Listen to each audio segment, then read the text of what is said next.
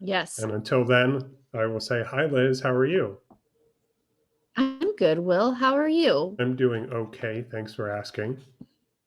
Um, do you have anything in particular you want to talk about before we dive in today? Um, I have something, but do you? I have a longer thing, so you go first. Okay. So my thing is I want to gauge your reaction to the recent uh, installments of video game news, some of which I know you're familiar with, and some of which I don't know if you are or not because we haven't talked about it at all. Yeah. There are three things that all happened like one after another, like in the past week. Uh-huh. The Nintendo Direct, which I know you watched, Uh-huh. the State of Play, which I know I told you about, but I don't know if you watched. I forgot about it, and I feel silly because I was planning on watching it. That's all right. And then something I wasn't expecting and I didn't know about until it was over, which was Pokemon Presents. Hey, Will. Yeah. I think we're offline now. Oh, okay. It Uh, was live, but then this is why it took me a little bit to figure this out because it was live and then it was like going. I think we were only live for like 40 seconds. okay. Yeah. Hang on. Is it like is it just a black screen or It says offline and then it's showing the 40-second video of us talking. okay.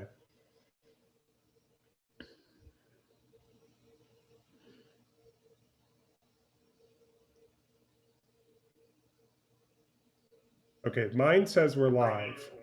Okay, now it says we're live again. Okay. I'm Hey, here we go. okay, I'm not going to restart anything. That's fine. The the thing that might have made a difference was I had the Magic game up in the background and Mm, I just turned it off. So maybe that helped. So yeah, let's just talk video games for a few minutes and then yeah. I'll try playing the Magic game and hope that it doesn't crash everything Yeah. as it might. Um so were you aware of the Pokemon Presents? So I wasn't aware of that, but we watched all those trailers last night. Okay, so you've seen what. So I didn't know about it explicitly, but I watched. Like I was like, why are we in the past? And have you seen any of the trailers that came out of the PlayStation uh, State of No, I Play? haven't seen anything from that. Okay, so I think my personal so they happened in that order, right? Hmm. Which, in my opinion, is also order of increasing interest and excitement. Having seen it, Yeah. having not Uh-huh. seen it, I would have thought the inverse. In Okay. theory, I'm most excited for a Nintendo Direct, and then for a Hmm. State of Play, and then for a Pokemon Presents. But then actually, it turned Hmm. out to be the opposite because the Hmm. Nintendo Direct was pretty disappointing. Yeah. And the only thing remarkable that came out of it for me was the announcement of Splatoon 3, which I find very exciting. I love Splatoon. Yeah. But also it's not out until next year. It's just the Hmm. very first news we've seen about it. Hmm. And then the PlayStation stuff was like not nothing like super exciting. For example, like there was some stuff about Final Fantasy VII Remake, which personally I don't care about. But some of their other games, I am excited about, and a couple I already knew about, and it was just seeing more Hmm. of stuff I already knew about, and then one or two things were like brand new announcements that looked cool, and I can show you what I'm talking about later. But like for example, I knew about Solar Ash already, which is a game I think looks really cool. I didn't know about they announced a Hmm. game called Sifu. The trailer for Sifu was really cool. Um, and then the I think the thing that I had the best reaction to seeing of any of this stuff was the Hmm. trailer for the Diamond and Pearl remakes. Yeah, that, and I've never played those. Oh, really? Yeah, so I had a weird trajectory with Pokemon where I started with, blue clearly. And then I didn't play anything after that for a while. And then I've watched Kenny play XY, and I've watched Kenny play um Sun and Moon. And I played a little bit of X and Y. Oh, I played it when Elliot was in the hospital. Mm-hmm. So when Elliot had heart surgery, I was just like crying and playing Sure. and playing Pokemon XY. I Yeah. think he has Y. And he definitely has Moon because it's darkness. And then I've played the one that's on the Switch. But Yep. yeah, so I definitely have some gaps. And when I saw that, I was like, oh, I'll play this for sure. Mm-hmm. Is that one you particularly love? Like low key, yes. Like, sort of the answer is no, in that I can't tell you anything specific about that generation that makes it Mm-hmm. stand out. But also, yes, in that I have memories of playing it and the time when I played it. And if I Mm, remember the video presentation correctly, I think it came out in 2007. that So makes sense. so it was Yeah. like the tail end of high school for me. And I have memories Mm-hmm. of, for example, at my high school in senior year specifically, you had the opportunity to, instead of playing a team sport in gym class, to work Play out Pokemon? in the fitness center where Oh. where we were mostly unsupervised. And Mm-hmm. so I have memories of taking my DS and playing Pokemon Pearl in the fitness center Nice. while I am like, lazily moving my legs on an exercise bike or something like that. Yeah. Yeah. And those are good memories. And I just thought that the trailer looked really good. Like, I just really liked the way that they Yeah. updated it so that it looks familiar to me as a Pokemon game, but also it Mm-hmm. looks, modern and totally new. And my friend Jay, who is the only person I know who loves Zelda more than I do, Yeah. actually texted me this morning and said, and he also talked about he was also talking about the Arceus game, Yeah. but he sent me this meme or I don't know what to call these things, a thing from the internet. It's Meme not is fine. explicitly a meme. It Meme says, can refer to a lot of things. okay, so you are more, he said, so it says, so are you more excited for the Pokemon game that looks like Zelda or the Pokemon game that looks like Zelda? Right. And there's, Yeah. like, this is Diamond Pearl, because it looks like the Link. Diamond Pearl, Breath of the Wild, like, and the Arceus one. And then Right. here's Link's Awakening remake. Link's Awakening and And Breath of the Wild. yeah, right.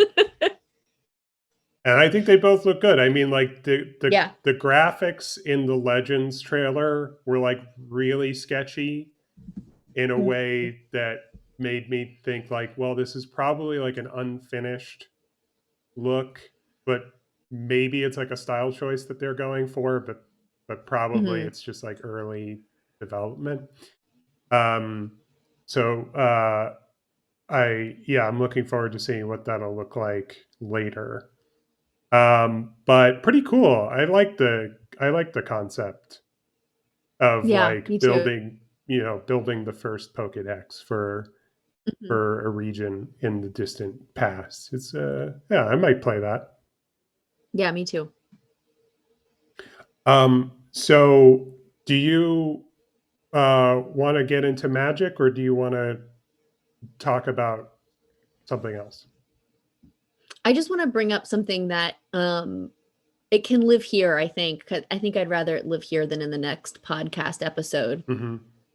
Which was a major part of caring less from our last podcast episode, my parenting advice, that I left out because I think of it all of the time, but I don't think I thought of it as like a section before now, which is that we should be caring less about our children's failures.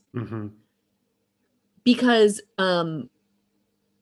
like, so, you know, in the podcast, for anybody listening or watching that didn't listen to the podcast, I basically was saying, like, parents need to care less about their things that their kids are and are not doing as long as they're in a structured place where they're safe to, like, make mistakes. So this is of that, because, like, in terms of eating or sleep or their gender, like, they're gonna do things that, like, are and are not correct. So, like, if Elliot held up a bagel, like if this is a bagel with cream cheese on it and started eating it like this, monstrous. What chaos from my child.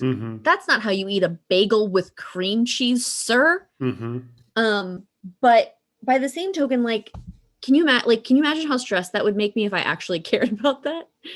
But that is also a failure. You know, that's not an efficient way to eat a bagel. It's not a clean way to eat a bagel. It's just not a good way to eat a bagel. But he needs to figure that out on his own. Yeah. And I can suggest.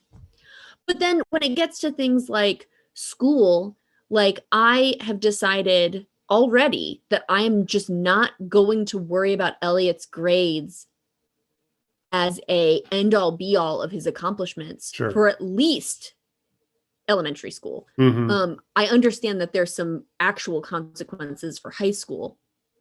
But I think that we are so, and it comes back to, as I'm sure you can guess, capitalism. We are taught via capitalism that we need to be efficient and we need to be productive. And if we aren't productive, then it's not just that we failed, it's a moral failing, right? It's not something to learn from. It's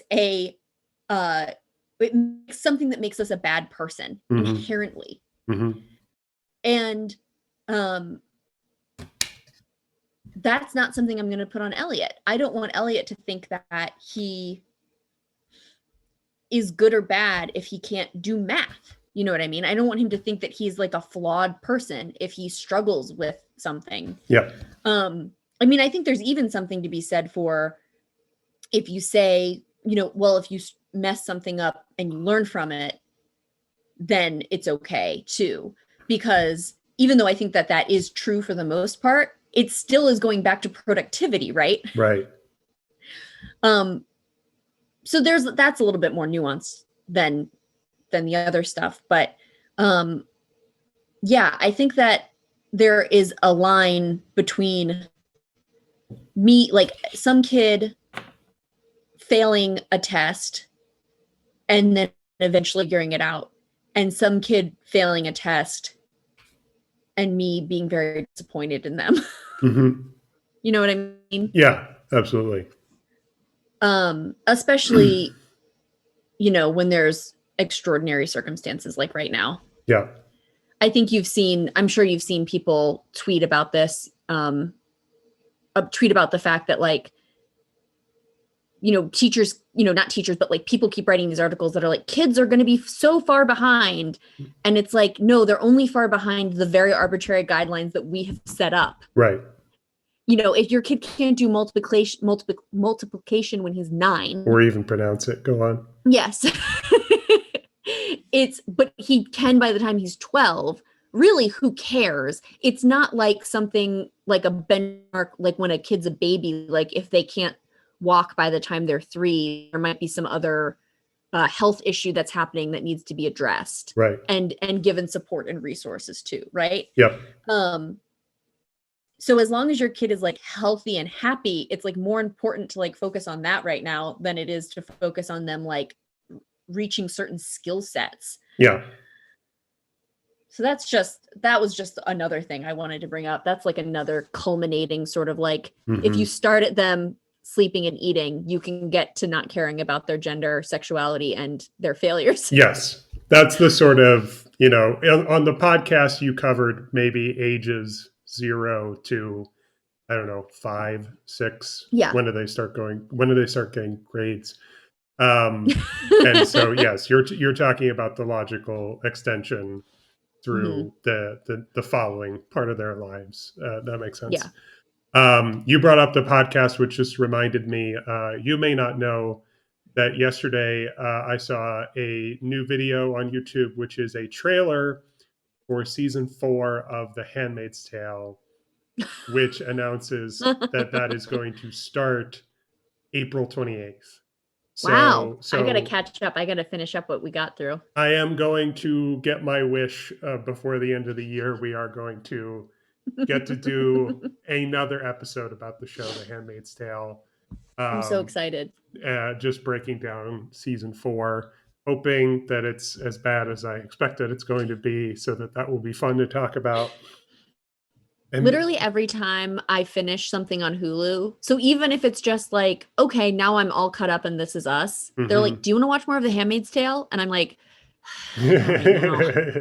It's their show. It's like their flagship show. So now my question for you Mhm. is, what do you know about a game called Magic the Gathering? Magic the Gathering is a card game. It's been around for a while. Mm-hmm. You're battling in the card game. Is that correct? That's fair to say. Um, I feel like it is sort of similar in concept to the Pokemon card game, in that you have things that you're battling with and you have to add energy to them to be able, some sort of energy source to be able to use things. And there are cards that are in play and cards that are not in play. Yeah, that's all true. And I know that there's about 3 million cards. Yeah, that's fair to say, yeah. And I know that once Kenny and I watched his friend Brad from high school open $800 worth of Magic the Gathering cards on Twitch. Oh, cool. Well, and it took like hours, and we just sat there and we're like, yeah. We're not going to do that. The really rinky-dink equivalent of that we're going to do is that if my computer will cooperate, then we're going to open up Magic the Gathering Arena, which is the free online video game version of Magic. And the reason we're doing this is because recently, within the past month, a new set came out. ooh. So a new set of cards comes out maybe once every few months. Oh, I know something else. Yes. There's different colors. That's true too. Yes. And the colors correspond with like elements, maybe, or like types of things, which is another reason why it's similar to Pokemon. Sure. So when they put out a new set, one of the things that they do is they have a release date, and then a week prior, they have pre-release events where they make they make promo cards, and they package cards in these pre-release kits that they ship out to local game stores, so local game stores can have pre-release events. And in the time of the pandemic and lockdown and quarantine, they have not stopped doing this, even though no such events could happen. Yeah. Realistically. And so game stores just sell the pre-release kits, no event. And so this new set called KALDHEIM came out. And I was like, I went to my local Kaldheim? Kaldheim. Kaldheim? Kaldheim. Can you please spell this? KALDHEIM. Uh-huh. I never would have gotten the first 4 letters of that. So cold home, basically, right? Yes. So I went to my local game store to get some booster packs from the new set, and they had a bunch of pre-release boxes, and they sold me 2 of those, and each one had one of these bad boys in it. Each of these has Uh-huh. a code for 6 Kaldheim packs in Arena. So we're gonna see what we get from that. Nice. And just to tell you that Magic the Gathering has a whole wealth of lore and Yes. world building and characters and storylines that you could easily play the game and never ever learn because Because it's in the flavor text. it's in the flavor text, and it's also in just like supplemental materials that are published like online and things. So a lot of that stuff I'm not aware of, but suffice it to say, each set is not just like whatever new cards we could come up with. It like has a theme that fits into the existing lore, and Kaldheim is basically the Norse mythology set. It's basically like Mm, uh, all about. It's called the background behind me is art from the new set. This is a snow covered nice. forest art. Yeah, it looks miserable. So it's Is there a all bird in that tree? yeah. There's an owl behind me.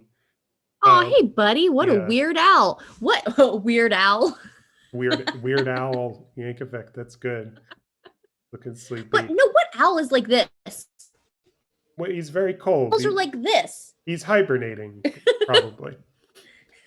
That's not what owls work, but go on. Well, maybe in Kaldheim they do. So Yeah. yeah, so it's Norse and it's Vikings and it's the gods and frozen landscape and all that good stuff. So all right, I'm gonna share my screen with you. Yes. Oh, Uh, also, I sent you that podcast episode that was about the people who write the flavor text. yes, So that's the other information I knew about the colors. yeah, I believe I listened to that. You should have. It was good. Yeah, And it was related to your interests. I'm pretty sure I did. Yeah. Yeah. I remember it just a little bit vaguely. It was a while ago. Yeah, it was. I'm allowed to It was not. pre-pandemic, so about 30 years. Yeah, I'm allowed to not quite remember that.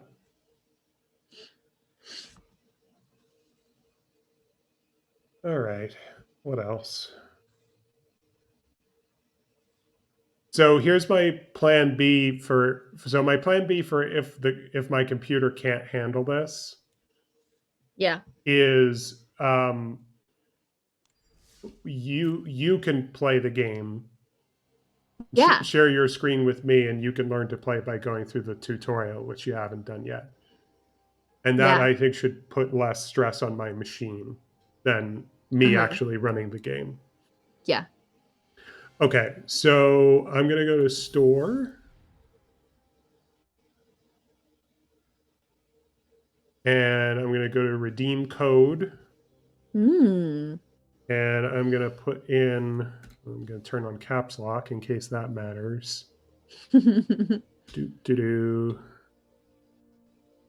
This is a long code, so this is going to take me a moment.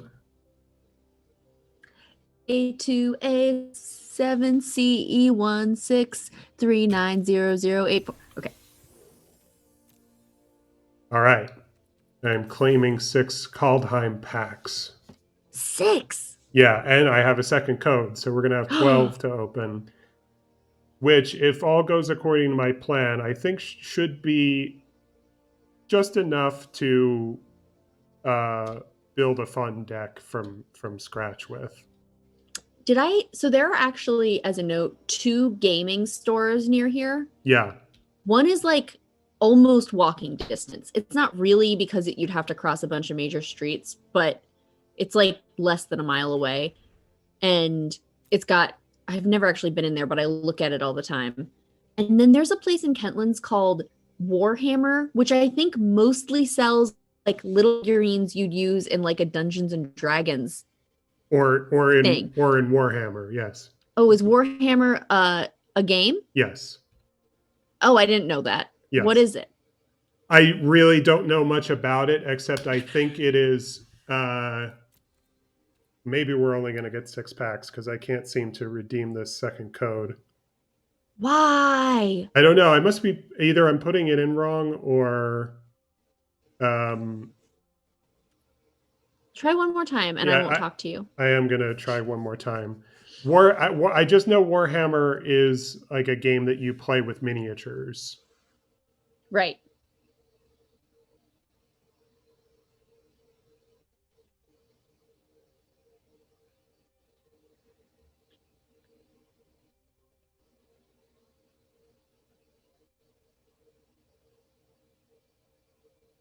I knew that there was a possibility that this was going to happen and that maybe I should have done this off stream. All right, let's open the packs we've got. Yeah. And then come back to this maybe later. Is anyone watching? Yeah. A couple of people might be watching. Hey. Well, I knew that there was a possibility that if someone were watching, they could use the code before I put it in. Mm-hmm. And that might have happened. In which case, you only held it up for like half a second. Somebody could have been. Dang. Somebody could have sniped it. It's unlikely. It's very unlikely, but it's possible. Okay, so first thing I'm going to tell you is notice I can't really hover the cursor over it because it minimizes the card when I do that. Mm-hmm. But do you see where the cursor is? Yeah. All right, do you see the symbol to the right of that? Yes, it looks like a hammer or an axe. An axe, yeah. So that symbol tells you what set this is from. So this is the Norse set. Right. The axe means KALDHEIM. Also, KALDHEIM. Also the thing to know is that the color of that symbol matters. Mm. So what color it is denotes the rarity of it. Ah. So because this is black, I know that this is a common card. Mm-hmm. And this one is sort of like how in the Pokemon game there are circles, I think squares and stars. Yes, right. Exactly. So this silver one is uncommon. This card that we're looking at the back of that hasn't been revealed yet will be either the best card. The best card, yes. There's in the pack. There's one in every pack. It's probably a rare, and the symbol will be gold. But there's also something rarer than rare, which is called mythic, and that symbol is red. So there's a small chance that it will be a mythic. So this is a land. And you need lands are like your energy in Pokemon. Okay. Here's an instant. This is a spell that you can play almost any time, unlike other spells. That's what makes it an instant. Destroy target artifact or land, and if you destroy an artifact this way, create a treasure token, and then the game very kindly shows me a picture of a treasure token. Toskiri Firewalker. Okay, so this is a 3/2 human berserker. The 3/2 in the bottom, the 3 is called power, and the 2 is called toughness. Okay. Power is how much damage it will deal in combat. It's like its attack power. Yeah, it's attack and defense. And toughness is like defense, or I find it's helpful to think of it as like hit points or health points. Yeah. And then up here in the top right corner, where it says 2, and then the that red, swirly fire symbol. Mm-hmm. So that's the casting cost, or now they've also started calling this mana value. Mm-hmm. So in order to cast this spell, and it is a spell even though it's a creature, Mm-hmm. because basically all the cards are spells except for lands. Um, Okay.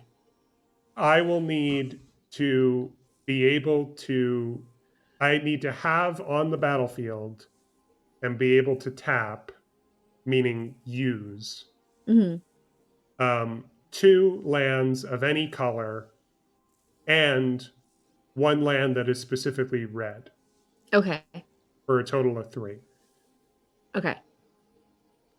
Here's another creature, Coma's Faithful, a 3/1 elf cleric with lifelink. Lifelink means whatever damage points it deals in combat, I also gain that many points in my life total.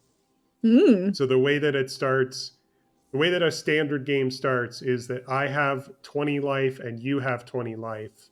Mm-hmm. And the goal is to get your opponent down to 0 life. Yeah. Uh, you mentioned you were comparing it to the Pokemon trading card game earlier. Um, the sort of flavor or lore of playing a Pokemon game, trading card game, is that each of you is a Pokemon trainer, right? And you're Mm-hmm. doing a Pokemon battle. The sort of flavor or lore of a Magic the Gathering game is that each of us is a wizard called a Of course. planeswalker, and we're dueling and doing battle with each other. We have command over these very powerful spells, and the resources that you need to cast your spells is the various types of land. Right. Um, here's another creature. This one costs 6 to cast, so it better be very powerful. Um, it's a 3/6 cat, and it has vigilance. Vigilance is an ability that means that when you attack with it, you don't have to tap the creature. Mm-hmm. I said earlier you have to tap your lands in order to use them. When you tap a land, literally what you do with the card is you turn it 90 degrees. Okay. And that's basically to signify like this has already been It's used been used. this turn. When you enter combat on your turn, when you declare what creatures you're attacking with, you tap each creature you're attacking with. And that's going to matter because a tapped creature can't block. So if I Mm. attack you with a creature, then I won't have that creature to block with when you attack on your next turn. Mm. Mm-hmm. But this creature has vigilance, and so I won't have to tap it if I attack with it. So you can still use it to defend. Right, exactly. Mm-hmm. Okay, the uncommons. We have a dwarven hammer, Which rules? which is an artifact, and it's equipment. And so basically, I can pay the casting cost to put this on the battlefield, and then also it has an equip cost, which is there at the bottom, which is an additional cost I can pay later to equip this hammer to a creature in Mm-hmm. my control. And the equipped creature will get +3/+0, so 3 more power. Mm-hmm. And it has trample. Trample is an ability where when I attack and you block, normally those attackers and blockers, they just do damage to each other and that's Mm-hmm. it. With trample, when I attack and you block, assuming I kill your blocker, then the difference is damage that is then dealt to you. It like flows over. Nice. Yeah. And okay, here's an uncommon creature called Herald. King of Skemfar. I have this card in real life. I recognize it. I have not used it in deck building because it has a very specific purpose that is of no use to me without some additional cards that I don't have. It's a 3/2 with Menace. Menace is an ability that means that you can't block it with just one creature. If you're going to block it, you have to block it with 2 or more of your own creatures. And when it enters the battlefield, which means like when I play it from my hand, there are other ways to enter the battlefield, but that's the ordinary one. You look at the top 5 cards of your library. That's your deck. Your library is your deck. You may reveal an elf, warrior, or Tyvar card from it. You don't know this because you're just learning all this, but Tyvar is like a very specific, like, to say you may reveal it, the chances that you have a Tyvar card real low. are slim. Blah, blah, blah. All right, let's find out what the rare is. Okay. Wow. So we got Egon, God of Death, which is a dual face card. Actually, I can show you this. Here, you can read this while I retrieve something real quick. Okay. So nobody is here to judge me, or one person is here to judge me. So I can say, let's see if I remember. So it's a 6/6, which means that it's power is 6 and its toughness is 6. And then we need 3 lands to do stuff, one of which has to be some sort of death clan. And it is, in fact, it is the gold little KALDHEIM thing. So that means it is rare. It is the rare of the pack. But it's not mythic. That's right. It's got Death Touch. Yep. So that means, wait, what is Death Touch? So if you look there in the top left, the game generously describes any abilities that the card itself doesn't. So here it says Death Touch means any amount of damage that this creature deals to another creature is enough to destroy it. So no matter what, it just kills. It'll kill anything. Yeah. That's awesome. That it deals damage to. Yeah. So what the dual face cards mean is that, well, I'll show you. I'm going to stop sharing for a second. I've got a collection of real physical Magic cards, some of which I am now keeping in this box that was gifted to me by my girlfriend Dana recently for my birthday last month. And when you get a dual face card in real life, you actually... But how are you supposed to keep that secret in your hand? Exactly. So the backs are supposed to look like this. And so everything in your library and everything in your hand, this is all you can see. So dual face cards are really fucking annoying. Because there's basically 2 ways to put them in a deck. And one is to use sleeves for your cards that have a uniform back that is not see-through, which I do not. An opaque which I do not do. I'm not really a collector. I'm just a casual player, and so I don't buy sleeves and I don't use them, and I don't take especially good care of my cards because I'm not collecting them. I'm not holding them for resale value or anything like that. Yes. Well, and also, like, I feel like none of your cards are like worth hundreds of dollars or something. No, not that much. No. Yeah.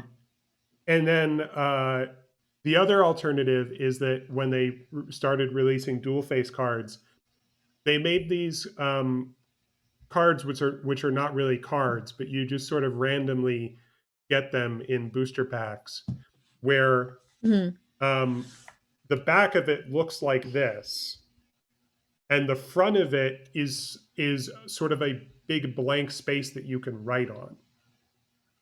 Mm-hmm. So this might be in your deck, in your library, but it's not literally. You have it like on your sideboard.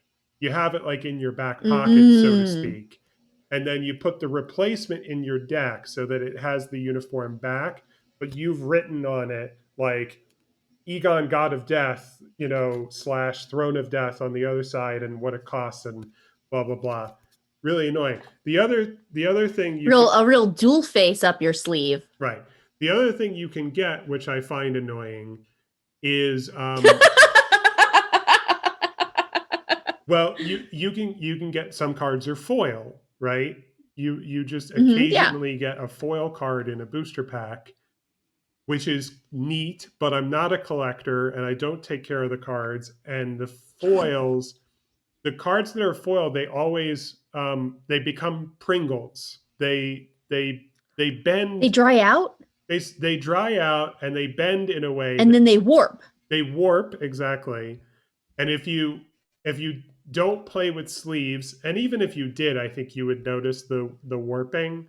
But if you try to put it in a deck, it's like the warping just makes it stand out from all the other cards, which is not how it's supposed to work because you're supposed to shuffle them and get them randomly.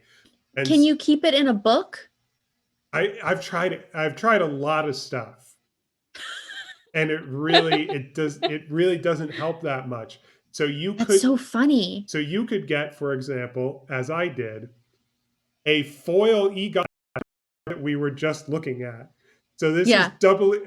This might be the best card ever, and I'm just not going to put it in one of the decks that I play with. One, because it's double faced and that's annoying, and two, because it's foil, so it's going to Pringle Mhm. and stand out. So yeah, I opened. I think when I bought my KALDHEIM boosters, I think I got 16 of them from the LGS. I opened 16 booster packs and I got two Egon, God of Death, one of them foil. Foils. Yeah. Oh my god. Something that's in theory kind of cool to have, and which I don't want for the reason. How how much do booster packs cost in the year of our Lord 2021? Like $5. Okay, Yeah. that makes sense. I feel like booster pack for Pokemon cards used to be like $2.99. Yeah, I think that's all right. I think that's right. Yeah. I think Which like would make sense if 20 years ago they cost $2 less. right. I think it's $4.99 now. If you paid Hmm. $30, what's 30 divided by 5? 6? 6. Yeah. 6. What's Yeah, yeah, I'm trying to think of what the math is complicated because what they sold me, they sort of threw in some extra. Mm-hmm. So I bought so so I opened 16, but I got 4 of those for free, so I actually paid for 12 Mm-hmm. and I paid 60. Yeah, so that's 12 right. 12 times 5 is 60, right? Yes. Yes, Yeah. Okay. because So it must I'm 65 inches tall. it must be it must be like 4.99. Yeah. Okay. Back to the game. Yes. That's so funny. I'm not over that you got that like not just that card, but that card as a foil twice, and it's an annoying one. I Yeah, mean, it looks cool as hell, but I'm much happier to have it in Arena than I am yeah. in real life because in Arena I don't have to deal with, Hmm. you know, it's different from my other physical cards. Yeah. All right, second pack. Ooh. Ooh, we I'm got an Alpine Meadow? Yeah, I'm looking at a couple of different lands here. I got Hmm. two dual lands in one pack, which I think is a little strange. What does that mean? So a basic land, I guess, Oh, is it the colors? yeah. So there are 5 colors, and so there are 5 basic types of lands. There's mountain, forest, island, swamp, and plains. Mm-hmm. In other words, there's mountain is red, forest is green, island is blue, swamp is black, and plains is white. Okay. So this is a dual land, which sort of you can use as a mountain or a plains. You can use it for Yeah. red or white. You can play 1 land per turn. Okay. And the sort of catch of this, it's really good to have a dual land, but the catch is it enters the battlefield tapped. Normally a land Mm. would enter untapped, and you could tap it using it on that same turn that you played it. So you can't use it until next turn. Exactly, because Got it. as you've already guessed, but I haven't actually said, at the beginning of your turn you have an untap phase where all your stuff that's tapped, you untap it. Mm-hmm. Lands, creatures, etc. This is like what is it called when something in a game is unbalanced and they fix it?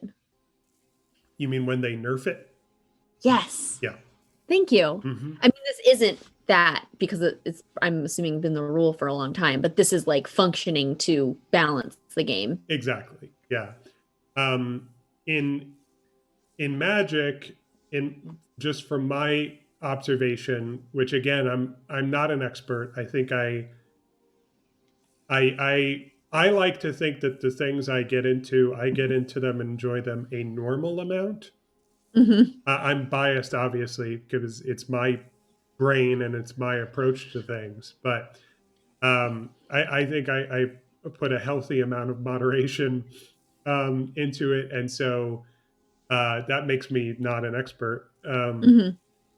But I think in Magic, if they need to nerf something, if they it's like, oh, we made a card, and now that people are playing with it, we realize that, oh shit, it's way too powerful.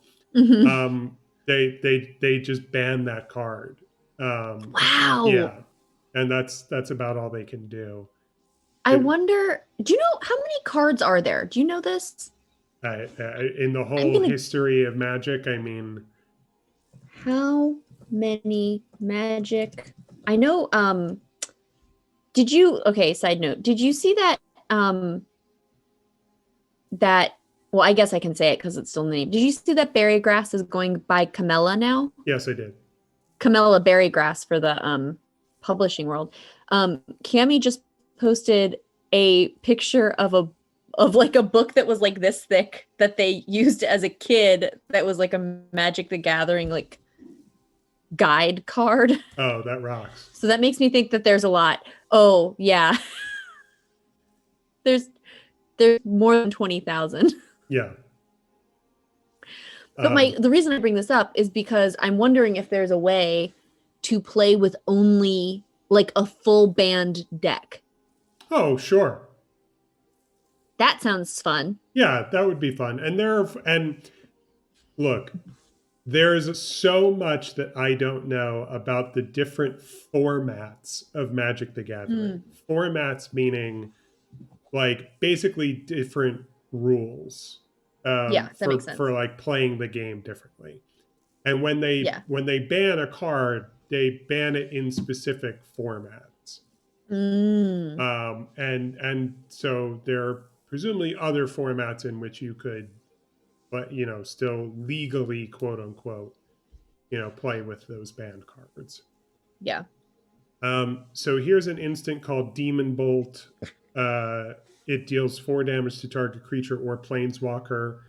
Planeswalker is a card type that we may not even see opening these packs, and it's pretty unlikely that we will see. But if we do, I'll explain more. Can I make a joke for a second? Yeah, yeah. Can you go back to Demon Bolt. This just makes me think this is not how this works. I want to say that up front. But this just makes me think of like if you're on like a plane, like in a meadow, you're more likely to get struck by lightning. Oh, because yeah. you're like the tallest thing. Right, right. So this makes a lot of sense to me. Yeah.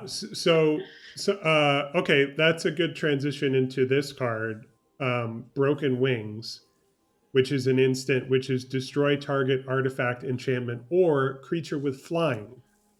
So we Ah. haven't seen any creatures with flying yet. So this is an opportunity to explain that some creatures have flying. Flying is sort of like the most common, most basic ability that a creature might have. Hmm. And what it means is a creature with flying uh, couldn't be blocked by a creature without flying. Right, It because just soars yeah, over because they're in the air. non-flying creatures, Yeah. right? So, Sort of like how in Pokemon, if you use the move fly, the other person that attacks you won't be able to hit until you land on the next turn. sure. And so I think that there is such a thing as a card that's called like Lightning Bolt Hmm. that like specifically targets flying creatures, not Oh, that's to funny. yeah.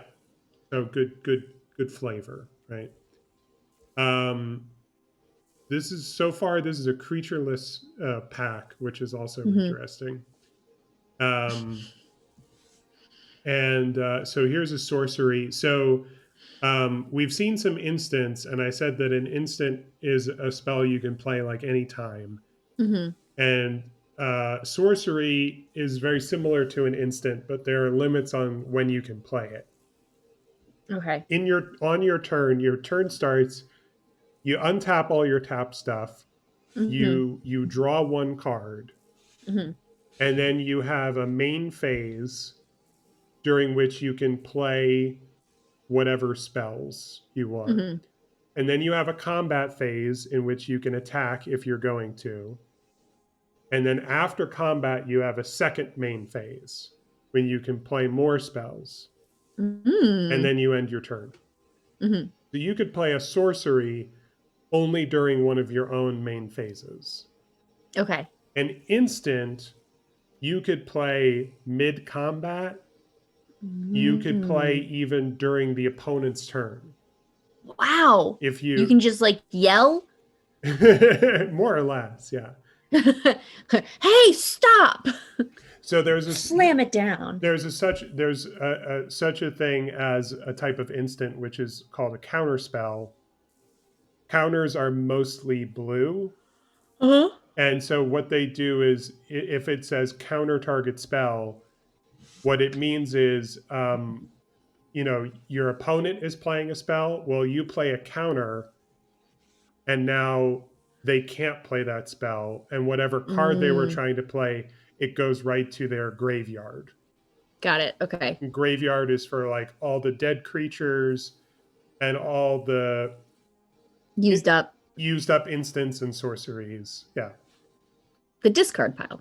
the discard pile. Yes, exactly. So here's another instant. Target creature gets +1/+1 and gains double strike until end of turn.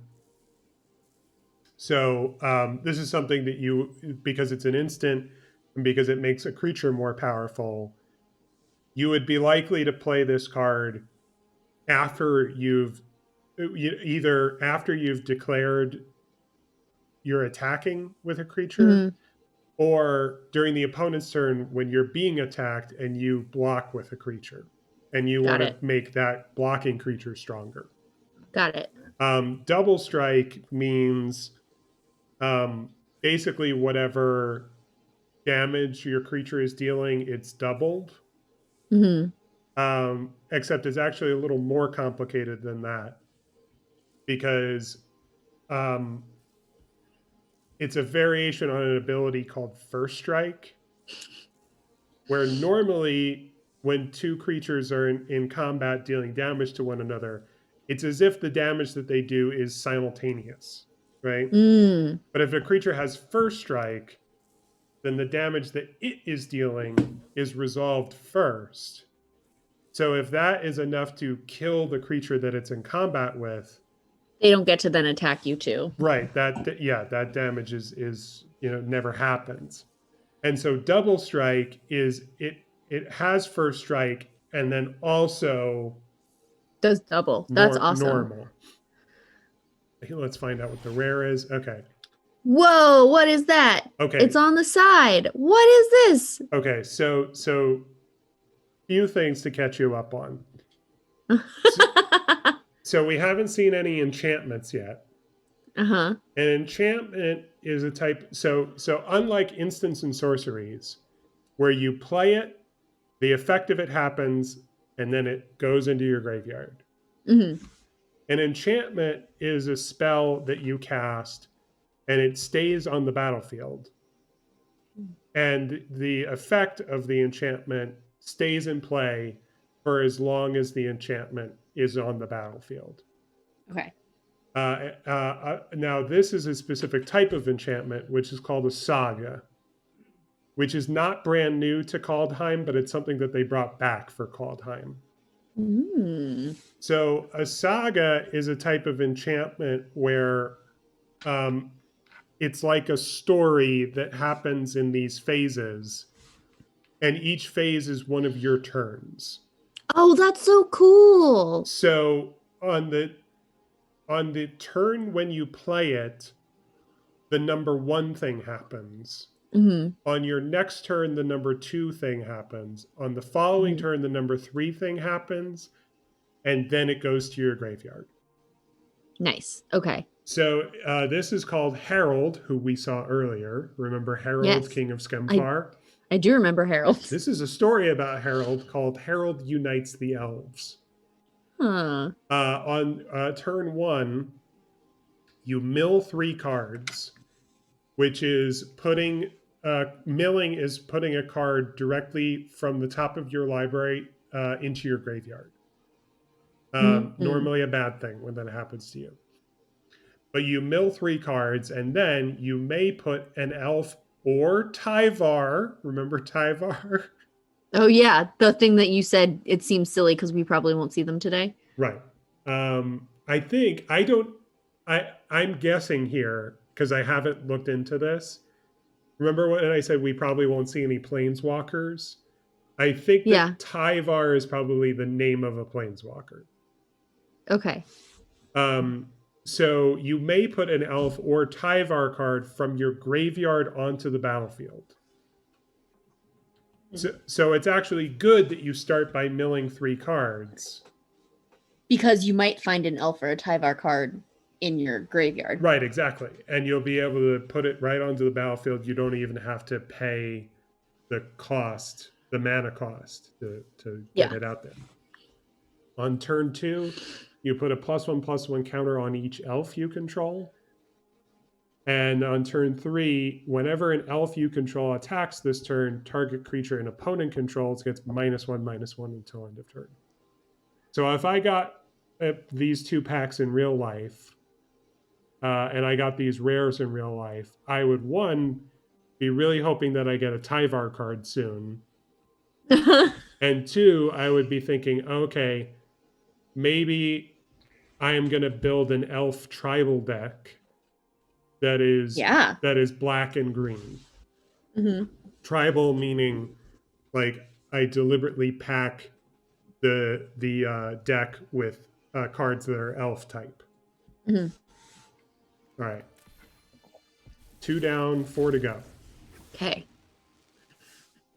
Besker's Shieldmate is a 2/1 human warrior, and when it dies, create a 1/1 white human creature token. And there's an example of the token right there next to it.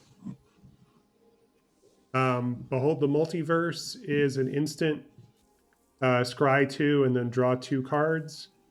Scrying is when if you scry 1, you look at the top card of your library, and then you can choose whether you put it back where you found it or at the bottom of your library. Ah. So if you play this card, you get to scry 2 cards and then draw 2 cards. Nice. Frostbite. Oh my god, that looks so scary. This art rules. I love this art. And this is not only an instant, but a snow instant. Oh, so what does that mean? So snow, just like sagas, is something from the history of Magic that they brought back for KALDHEIM. And historically, the way I remember it was just some lands are snow-covered lands. Like Mm-hmm. instead of a forest, you might have a snow-covered forest. Mm-hmm. Like the art behind me is new art for a snow-covered forest. So this is a snow instant. It deals 2 damage to target creature or planeswalker if you control 3 or more snow permanents. It deals 3 damage instead. So Mm. instants are not permanents. Sorceries are not permanents because they go directly to the graveyard when you play them. But anything that you play and then it stays on the battlefield, like a creature or a land or an enchantment or an artifact, Okay. those are all permanent spells. Mm-hmm. And in this set, any permanent might have that variation that makes it a snow permanent. So you might have snow lands, you might also have snow creatures, and any of those could count toward your total of snow permanents. Mm-hmm. Um, here's a Vault Robber, 1/3 Dwarf Rogue. And so this creature has an ability that has a mana cost and also it's a tap ability. So you could pay 1 and you have to tap this creature Mm-hmm. and you have to exile a creature card from your graveyard. And if you do all that, you create a treasure token. And a treasure token is an artifact that you can tap and sacrifice to add 1 mana of any color. Mm. Mana is, what you get from tapping a land. So land and mana are, it's easy to think that you can like use those terms interchangeably. Literally what's happening though is that when, say I have a forest and I tap 1 forest, the act of doing that creates 1 green mana Mm-hmm. that I can then use. Mm-hmm. So when this says 1 colorless, that means I can tap 1 land of any color. Nice. There's no such thing as a colorless land. Mm-hmm. Um, and what it means to exile something is that in addition to, this used to be called removing from the game, Mm-hmm. and then they and then And then they they were like, there's got to be a better word here. they invented the term exile. Uh-huh. So there's And it's been used in many other contexts since. indeed. But first they had to invent that word. Yeah. There's something, so this is something that goes beyond putting something in your graveyard. Got it. So it's like out for the game. Exactly. Because if it's Yeah. in your There's no grave, resurrect it's it. if it's in your graveyard, you might have a spell that says like return something from your graveyard to your hand, or something goes from your graveyard to the battlefield, like we saw in that saga. Exile is like it's not even in your graveyard anymore. Mm-hmm. So if you have a creature card in your graveyard, you could exile it in addition to paying the 1 and the tapping this creature to create a treasure token, which is Got sort of it. like giving yourself like a temporary land, extra land. Mm-hmm. Masked Vandal. Woo. It's a 1/3 shapeshifter. Speaking of exile, when it enters the battlefield, you may exile a creature card from your graveyard. If you do, exile target artifact or enchantment an opponent controls. Oh, so you can use this if you exile something from your graveyard, you can force something out of somebody else's graveyard too. Except it's actually what it says is you are assuming that exile is something that always happens from the graveyard. Oh, sorry. This is Even actually from something play. that's in play? Yeah. Okay, yes. So when it says that an opponent controls, that's like something an Uh-huh. opponent like has on the battlefield. Got it. That makes So sense. that card you're exiling would essentially skip the graveyard and go straight from Wow. play into exile. Um, Hmm. Also, this creature Don't had even get to bury the body. right, exactly. It's just evaporated. Uh-huh. Um, this creature, because it is a shapeshifter, it has this Hmm. ability called Changeling. And what it means is that this creature is every creature type. So if you had something like, for example, that saga that we saw before that says all your elves get +1/+1, This could count as an elf then. this is an elf because it's everything, because it's a Hmm. shapeshifter and it has Changeling. So up to the uncommons. I love Tree Folk. Eee! Tree Yeah, how can you not? Tree Folk, I think, might be my favorite creature type in the whole history of Mm. Magic. Rootless U is a 5/4 Tree Folk. When Rootless U dies, search your library for a creature card with power or toughness 6 or greater, reveal it, put it into your hand, and then shuffle your library. Nice. That's pretty good. And okay, so here's a different type of land. This is an uncommon land Mm. called Port of Carfell. It enters the battlefield tapped, which is something that you'll find is true of most uh, non-basic lands. Hmm. And if it were a basic, you see where it says land. If this were a basic land, it would actually Hmm. say basic land. But Oh, okay. because it doesn't say basic, we know it's non-basic. Um, Hmm. so it enters tapped. You can tap it to add a blue mana, so making it basically the equivalent of an island. Hmm. And then it has this sacrifice ability with a very large cost. 3 and Hmm. 1 blue and 2 black for a total of 6. And you have to be able to tap this one and you sacrifice it. And if you do all that, then you mill 4 cards and then return a creature card from your graveyard to the battlefield tapped. Wow. Kind of similar to that saga we saw before, where you mill Hmm. 3 and then you could return an elf or a Tyvar. All right, let's find out what the rare is. Whoa! Da, da, da, da. This is cool. I was not expecting It's this. mythic. It's a mythic and it's a planeswalker. So planeswalkers, I was actually playing Magic the Gathering when they introduced Planeswalker. Um, Ooh. Planeswalker is a whole type of card that didn't exist originally, Hmm. and then they invented it. And I was very resistant to it because I thought this is complicated and really changes the game a little bit too much. So Uh-huh.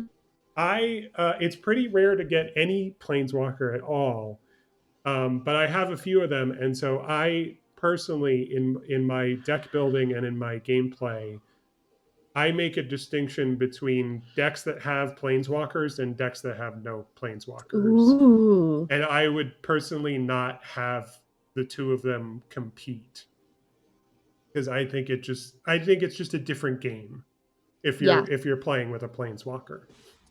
Hmm. So this is did I say already the planeswalkers are kind of like the main characters of Yeah, this. I feel like I saw this person somewhere, like when you were in the like earlier when we were getting set up. I feel like I Yeah. saw this person. So Nico Aris, I'm assuming it's pronounced that way. Nico Aris is sort of a mascot is a diminutive term, but Nico is on a lot of the like branding for KALDHEIM. Yeah. And Nico is not only a planeswalker, but Nico is, I believe, the first non-binary character in I the was gonna say they use they pronouns. I'm looking use at them they them on pronouns. yeah. Yeah. So I mean, and not that one can look non-binary because all sorts of people are non-binary. right. But if I were to guess, would have guessed that this person was non-binary. It makes sense. Yeah. So it tracks. Okay. Yes. There's a lot to explain here. Okay, so a planeswalker is sort of like a creature in that when you play it, it stays on the battlefield and it can take damage and it can die. However, it's not like a creature in that it does not attack or block. Oh. It just sort of has abilities that you can benefit from. So the casting cost is X colorless and 1 white and 2 blue. What that X means is you decide how many lands you are tapping to fill in that X. And the reason is the first text on this card, when Nico enters the battlefield, create X shard tokens. So whatever number of lands you tapped to fill that X colorless mana, you get that many shard tokens. Now on the right here, we can see what a shard token looks like. A token, we've seen a few tokens already. I haven't really mentioned it because I'm hoping that it's sort of self-explanatory.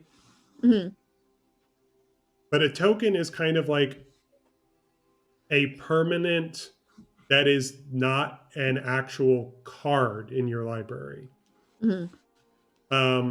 So a creature token is like, you might have a spell that says like create a 1/1 creature token. Well, that card it doesn't really exist. It doesn't have its own, casting cost. But it's like a permanent that you are going to have that has to be represented by something. And so you might just pull a random card and know, okay, this is a 1/1 whatever. Yeah. So since it's arena, we have this nice visual representation of this specific type of token.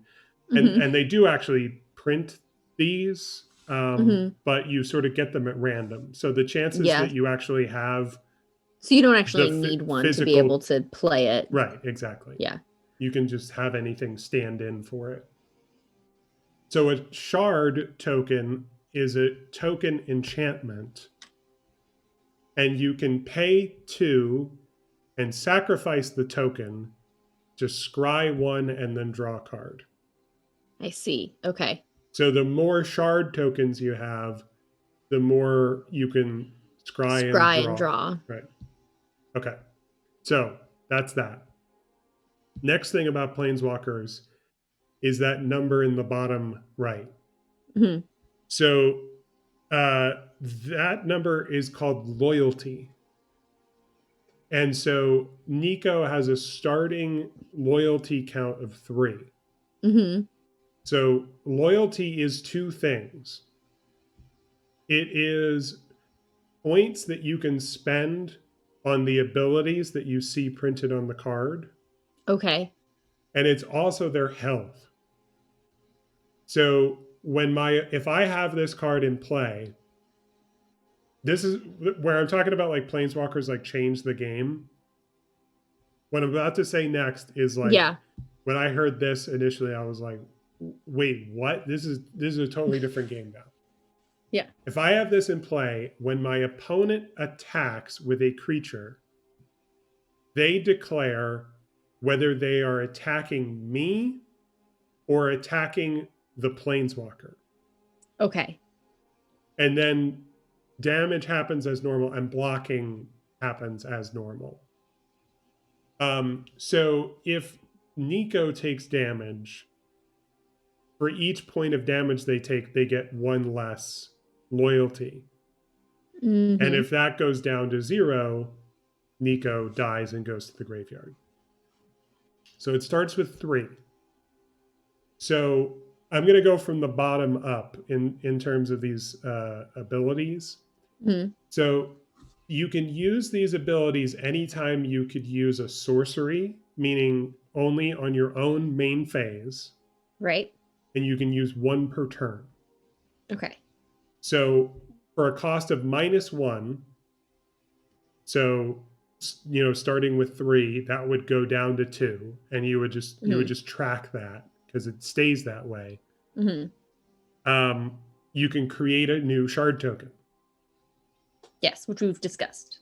Next one up, for also a cost of -1, Nico deals 2 damage to target tapped creature for each card you've drawn this turn. So on a normal turn, you always start by drawing a card. So if you use this ability, you could do 2 damage to any tapped creature. If you've drawn more than one, if you've drawn 2, you could deal 4 damage. Drawn 3, you could deal 6 damage. Yeah, wow. And of course, shard tokens are giving you the ability to draw additional cards, and so it's sort of a combo there. And then the top ability that we haven't talked about, the quote unquote cost is +1. If you activate this ability, Nico actually gains a loyalty point. So you could keep this card in play indefinitely, essentially. Right. Basically if you don't get it, if it's not attacked to the point that it dies. Right, exactly. Basically every planeswalker has some kind of ability where you can keep them alive by adding to their loyalty count rather than losing loyalty. So if you activate the +1, then up to 1 target creature you control can't be blocked this turn. Whenever that creature deals damage this turn, return it to its owner's hand. Ooh. So I could... Which would hypothetically reset it as well. Basically, yeah. So I think I know what you're thinking, and I can tell you something sort of contradictory. But so I can make one of my creatures temporarily unblockable, and then if I do damage with it, then it will go back to my hand. Yeah. So there's a sort of disadvantage to that, in that, okay, if I want that creature back out, I'm going to have to pay the cost for it again. Right. You could pull off some interesting combos though, because maybe you have a creature that says, when this creature enters the battlefield, do such and such, which is a thing that you would like to be able to do over and over again.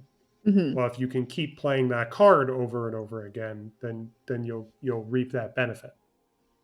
Now, you said that the creature kind of resets. I think maybe you are imagining that toughness is like hit points. And if a creature is dealt damage, then it'll have lower toughness in the future. Well, how do you defeat a card? So in order for a creature to die, it has to take enough damage to reduce its toughness to 0. If, for any reason, you dealt damage to a creature of mine that reduced its toughness to, say, 1, that creature would survive. And once the following turn starts, the toughness resets to its default. Okay, got it. So unlike planeswalkers... So it doesn't make sense to do damage unless you're going to kill it. Basically, yeah. Basically, that's right. So planeswalkers have loyalty points, which are like health points, more in the way that players do Mm-hmm. than creatures. Got it. Because That makes sense. with creatures, it's always going to reset as long as it doesn't die. Mm-hmm. But planeswalkers, it's lasting, and you have to keep track of where that loyalty is. Because if it goes Yeah. down to 0, then they die. Okay. That makes sense. So Though I would never have guessed that, but so thank you for explaining it. is this starting to seem more complicated than the Pokemon trading card game? Oh, I never said it wasn't more complicated. I just said that it No, I seemed very know. similar. Will, what's happening? So I haven't played Arena too much, but basically this pack had a couple of wild cards in it. Mm. So this is a common wild card, and this is an uncommon wild card. And so I can redeem this. It says you can redeem this for any common card. I think what it actually means is you could redeem this to make a copy of any common card that you already own. Mm. And I can redeem this to make a copy of any uncommon card that I own in Arena already. And the reason I would do this is in a standard deck, Mm-hmm. you can have up to 4 copies of any card, Okay. except for basic lands. Mm-hmm. You need a lot of those, and so you Right. can have as many of them as you want. But if a card has like a unique name, Mm-hmm. then you can have up to 4 of that card in one deck. You can't have 5 Nikos. You can't have 5. You could have 4. However, Yes. there's a reason you would be very unlikely to do that. And that's because something that we didn't discuss is that Nico is legendary. Mm-hmm. On the here where this card says creature dwarf warrior, Mm-hmm. Nico said legendary planeswalker. Mm-hmm. If you have a legendary in play, if you were to play a copy, another one of the same legendary card, one of them has to go to the graveyard immediately. Yes, that makes sense. Yeah. So that you can't have a bunch of copies of legendaries. Mm-hmm. You could have more than one in your library. There's no rule against that, but you couldn't play with them both simultaneously. Mm-hmm. And all planeswalkers are legendary. Some creatures are legendary. How many cards are in a deck? Standard is 60.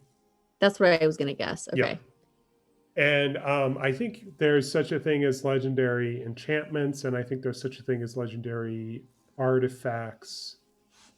So the legendary rule applies to all of those. So here's a counter spell, which we were talking about before. But this can't counter just any spell. This can counter specifically an artifact or an enchantment spell. Here's Master Scald, who I just put into one of my decks yesterday. Coincidentally, it's a 4/4 dwarf warrior.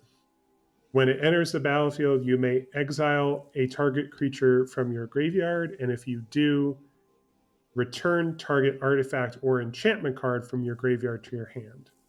Nice. Code Spell Cleric, which is in one of my decks. I'm very fond of this card.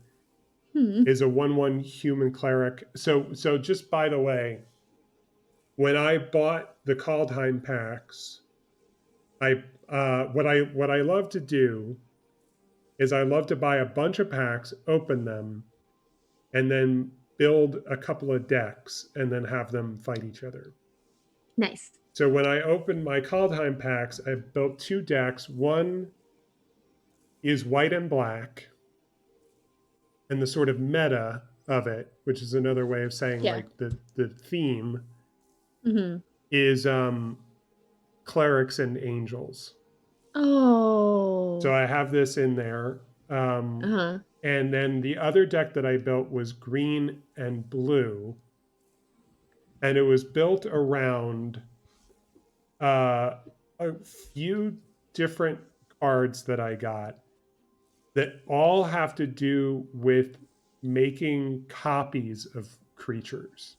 Oh, cool. Yeah. And it's very complicated and weird. I can show you that later if we don't get any of those cards in Arena.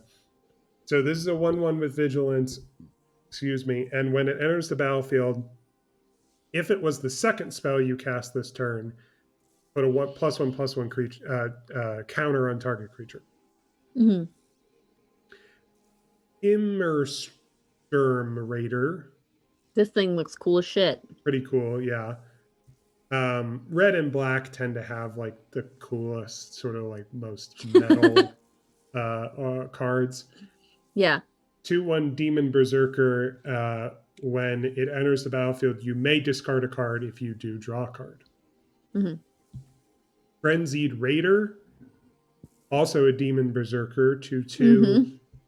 Whenever you activate a boast ability, put a +1/+1 counter on Frenzied Raider. We don't have any boast abilities to look at right now, but this is a brand new type of ability in Kaldheim. Some creatures will say boast, and then it will have a cost, and then the ability that you are activating by paying that cost. But then specifically what boast means is that you can only use that ability if this creature has attacked already this turn, and you can only use it once per turn. Okay. So the flavor is like, they successfully went through combat, they survived. They have a story to tell. They boast about it, and then you benefit from that ability.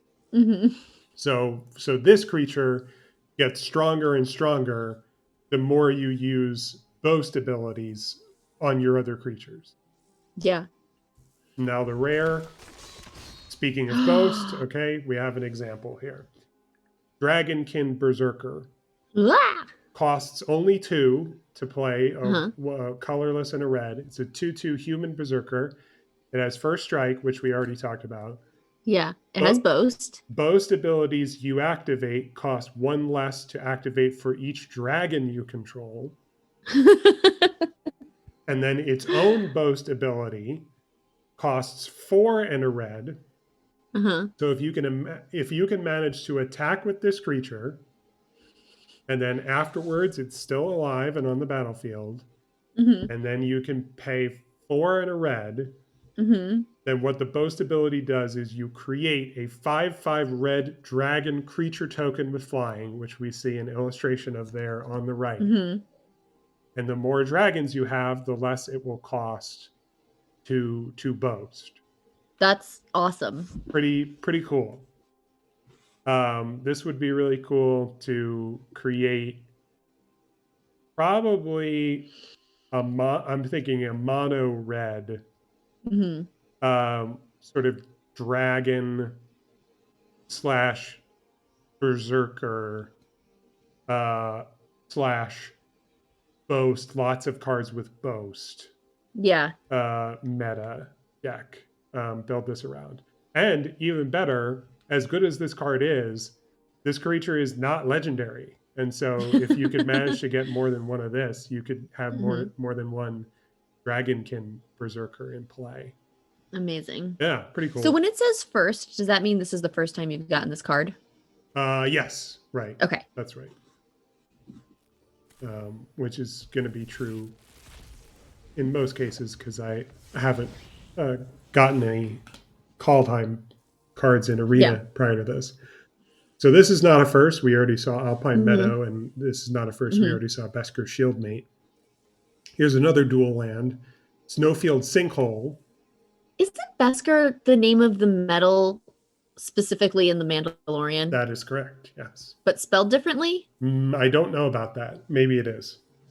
I thought it was Beskar, but still, let me look it up. You're probably right. So I haven't seen this card before. This is kind of funny. Imagine, if you will, you were tasked with inventing a land that was both a plains and a swamp, and also it had to be snow covered. Mm-hmm. The inventors of this card invented a sinkhole in a snowy field. That's awesome. Good That's job. fun. Very creative. Okay, so here's a snow creature, Ooh. Grim Draugr, a 3/2 zombie berserker. Mm-hmm. He has an ability. You can give him +1/+0 and menace until end of turn. I should say, because I don't think I've said, that these abilities, excuse me, sorry, been drinking coffee. Um, these abilities that are on your permanents that have like additional costs, Mm-hmm. you can activate those abilities anytime you could play an instant.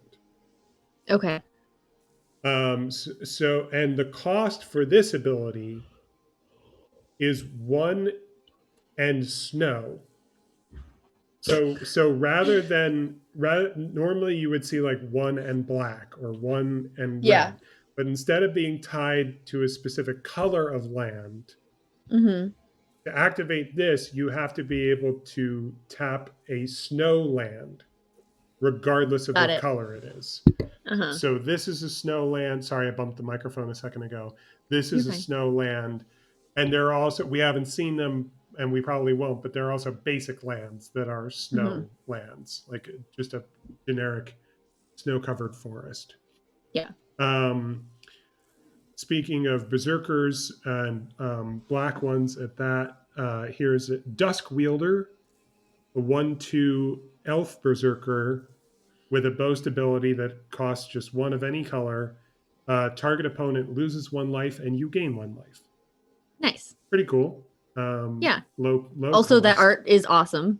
Yeah, good art. It's by Darken. It's by an I saw artist, that. and it's by an artist who just goes by Darken with Or 2 maybe they go A's. by Darken. Darken. Have you seen Darken? Have you seen the new Darken art? Okay, uncommons. Here's Basalt Ravager, 4/2 red giant wizard. It looks like a giant lion person troll. It does look like it has a lion's mane because it has such an epic beard. Yeah. My regret in opening my real life KALDHEIM packs Mm-hmm. is I have more than a few cards that suggest, oh, what I would build with these is a red and blue giant tribal deck, Mm. which sounds cool and fun. Um, but I haven't done that because the other decks that I built were a little easier to make with the cards that I Mm-hmm. had. So I was kind of secretly hoping that red and blue giants would be the thing to like come out of these arena packs. Mm-hmm. So when Basalt Ravager enters the battlefield, it deals X damage to any target, which means I could choose any one of your creatures or a planeswalker or even you yourself. Mm-hmm. Where X is the greatest number of creatures you control that have a creature type in common. Nice. So say I had 5 giants, then I could Mm-hmm. deal 5 damage this way. Nice. Would this count if you had 5 giants? Would it count? And this was the card. Would this count for itself? Yes. Cool. Yeah. And we got a legendary creature, which is cool. It's red and white. It's called Cole the Forge Master, the 2/2 dwarf warrior. Whenever another non-token creature you control dies, if it was enchanted or equipped, return it to its owner's hand. Creature Hmm. tokens you control that are enchanted or equipped get +1/+1. So we've already seen equipment, and you hopefully remember what it means. Excuse me, sorry, to be equipped with one of Mm-hmm. those equipment artifacts. Mm-hmm. Similarly, so not all artifacts are equipments. Mm-hmm. Similarly, there are enchantments which are called auras. And Okay. an aura is a type of enchantment that you assign to a specific creature or a Mm-hmm. permanent. So it might say like enchanted creature gets +1/+1 and has flying. Okay. So that would be an enchanted creature if you had and that aura on it. Mm-hmm. And the rare, oh, we got another saga. That's cool. Ooh. So this one's blue and black. It's called King Norfy's Betrayal. Did you ever watch Pinky and the Brain? Yeah. Narf. Yeah.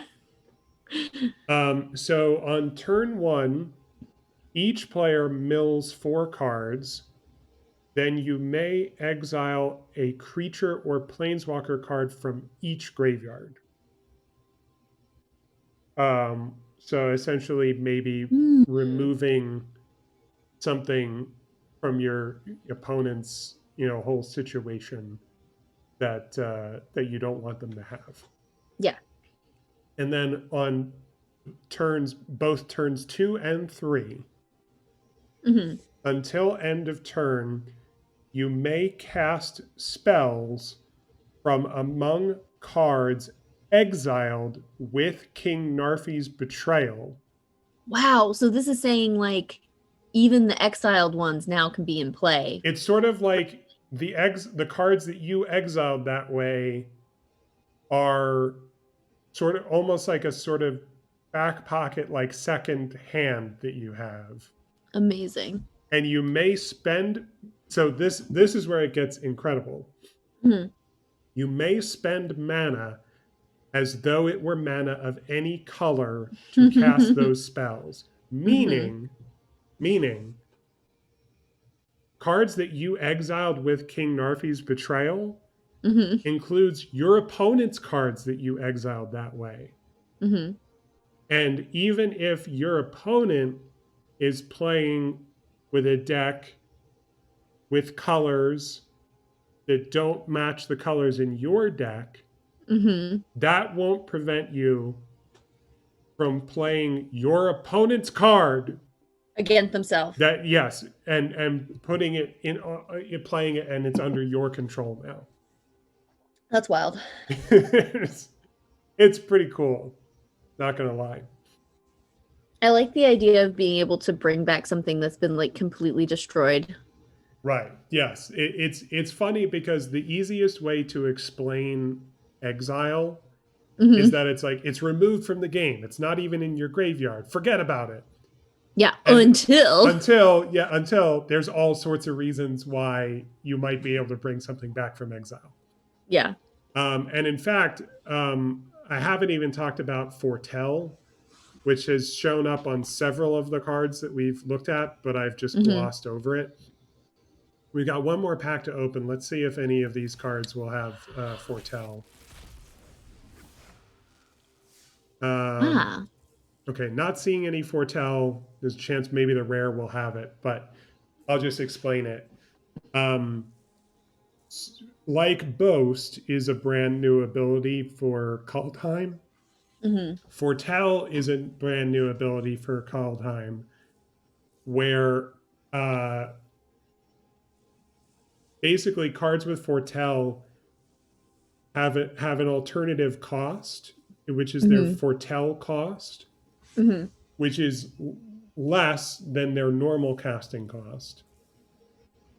And when you pay the Foretell cost, you take that card and you put it face down into exile. Mm-hmm. And then any time later, you can pay 2 colorless Mm-hmm. to cast that card from exile. Oh, cool. So you're basically like you're like making a down payment Mhm. on a spell that you're going to play later. Mhm. Um, and In a there, place that your opponent can't and your opponent is access. not going to know what it is, Yeah. and maybe your opponent has a card that is going to make you discard cards from your hand. Well, that card's not in your hand anymore, so you're still going to have it in your back pocket. Um, and there are all sorts of ways to combo with it, and ways to benefit from foretelling a spell rather than just playing it the normal way. Mhm. This is sort of similar to uh, one of my favorite sets, which it happens to be the set that was sort of brand new when I got back into buying cards, Mhm. which was called Throne of Eldraine. And Throne of Eldraine was basically like the fairy tale set, like Nice. almost like Grimm's fairy tales inspired. Uh-huh. And some creatures uh, in that set had an ability called Adventure, where basically you would pay a different cost to send that creature out on an adventure, Uh-huh. where you would put that creature into exile while it was on its adventure, Mhm. and then you could play it from exile. Okay. And Yeah. when you activated the adventure, that would give you something else. That would Uh-huh. like there's a card called Beanstalk Giant. Mhm. And for the normal cost of the card, you could just play it from your hand like any other Yeah. creature. The adventure is totally optional. But for a small cost, you can use the adventure. And the adventure Uh-huh. of Beanstalk Giant is, if I remember correctly, it's search your library for any basic land card you want, Mhm. and then put that basic land card into play, and then shuffle your library. And then Beanstalk Giant itself is a green giant creature, a jolly green Mhm. giant creature whose power and toughness is star star, where star is equal to the number of lands you have. So the more lands you have, the more powerful and tough Beanstalk Giant is. That sounds awesome. Yeah, pretty cool. Memorable card. A small note about beanstalk giants. Yes. The tree that's outside of our window here has all these vines growing up it like the whole way to the top. And the one day I saw Elliot and he was like going like this. Yeah. And I was like, "What are you doing? Like sit down." Like I don't want you to fall over, which he did by the way, fall out of his chair completely randomly this week. Like literally he was sitting here like where I'm sitting right now and all of a sudden he just went, "Ah," and then was on the floor. We're Yeah. like, "What did you do?" Mm-hmm. But it's because he doesn't sit straight. Anyway, I was like, "What are you doing?" And he was like, "Well, I see a vine and I'm looking for the giant up there." Good. I was like, "Okay." Very good. Um, a quick learner. So Vault Robber is a card we already saw. Glacial Floodplain is a new dual land, which is also snow land. This is a combination of plains and island. Which they also did a really good job of this is like a really simple like a fairly simple design, but I feel like it's really effective. Yeah, yeah, just yeah, really effective use of color, and Hmm. yeah, I really appreciate the land art, especially the dual land art. Just seeing the sort of clever, creative ways that they do both at once. Hmm. Arachniform. Okay, so we were talking about auras a moment ago. This Ah. is an aura. When you play it, you enchant a particular creature with it, and that creature gets +2/+2, has reach, and is every creature type. Nice. So you Reach, can put this on something and then it would be every creature type. So then if we had that other one that said like the number of elves, it would make it an elf. right? Yep, exactly. Um, Reach. You remember I was talking about flying earlier. Mm-hmm. and how a flying creature can't be blocked except by another flying creature. Mm-hmm. Well, there's an asterisk on that I didn't mention, which is the ability reach. And reach means a creature with reach can block a creature with flying, even though it itself doesn't have flying. Okay. Yeah. And you can see on the right there the symbol for reach is a bow and arrow. It's implying that with reach from the ground, Mm-hmm. this creature can do combat with a creature in the air. Here's another snow creature, priest Oh my of. God, it's Kenny that's been dead in an ice cave for 20 years. Pretty cool look into Kenny's future, possibly. It's a 0/4 zombie cleric, and it has a tap sack ability. This is so tap sack, which is funny and a fun thing to say. Yes. Tap sack is short for tap and sacrifice. Mm. So if you were to tap and then sacrifice this creature, meaning it dies and goes into the graveyard, Mm-hmm.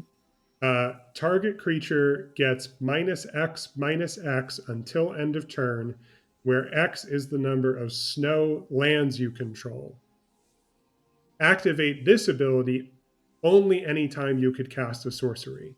Okay. And that needs to be said because normally, like I was saying earlier, one of these activated abilities, Mm-hmm. you could do it anytime you could play an instant. But Right. this one is specifically restricted to your main phases, like Mm-hmm. sorceries are. Speaking of sorceries, here's a snow sorcery, which is Mm. extremely cool, called Blizzard Brawl. Yeah, my God. Choose target creature you control and target creature you don't control. If you control 3 or more snow permanents, the creature you control gets +1/+0 and gains indestructible until end of turn. I bet you can guess what indestructible means. It means they can't be destroyed. Right. Then those creatures fight each other. I love the terminology that they've invented for this phenomenon, which is called fighting. Mm-hmm. When two creatures fight each other, and this is only something you can't just make this happen. You have to Yeah. have a spell that says like these two creatures fight each other. Uh-huh.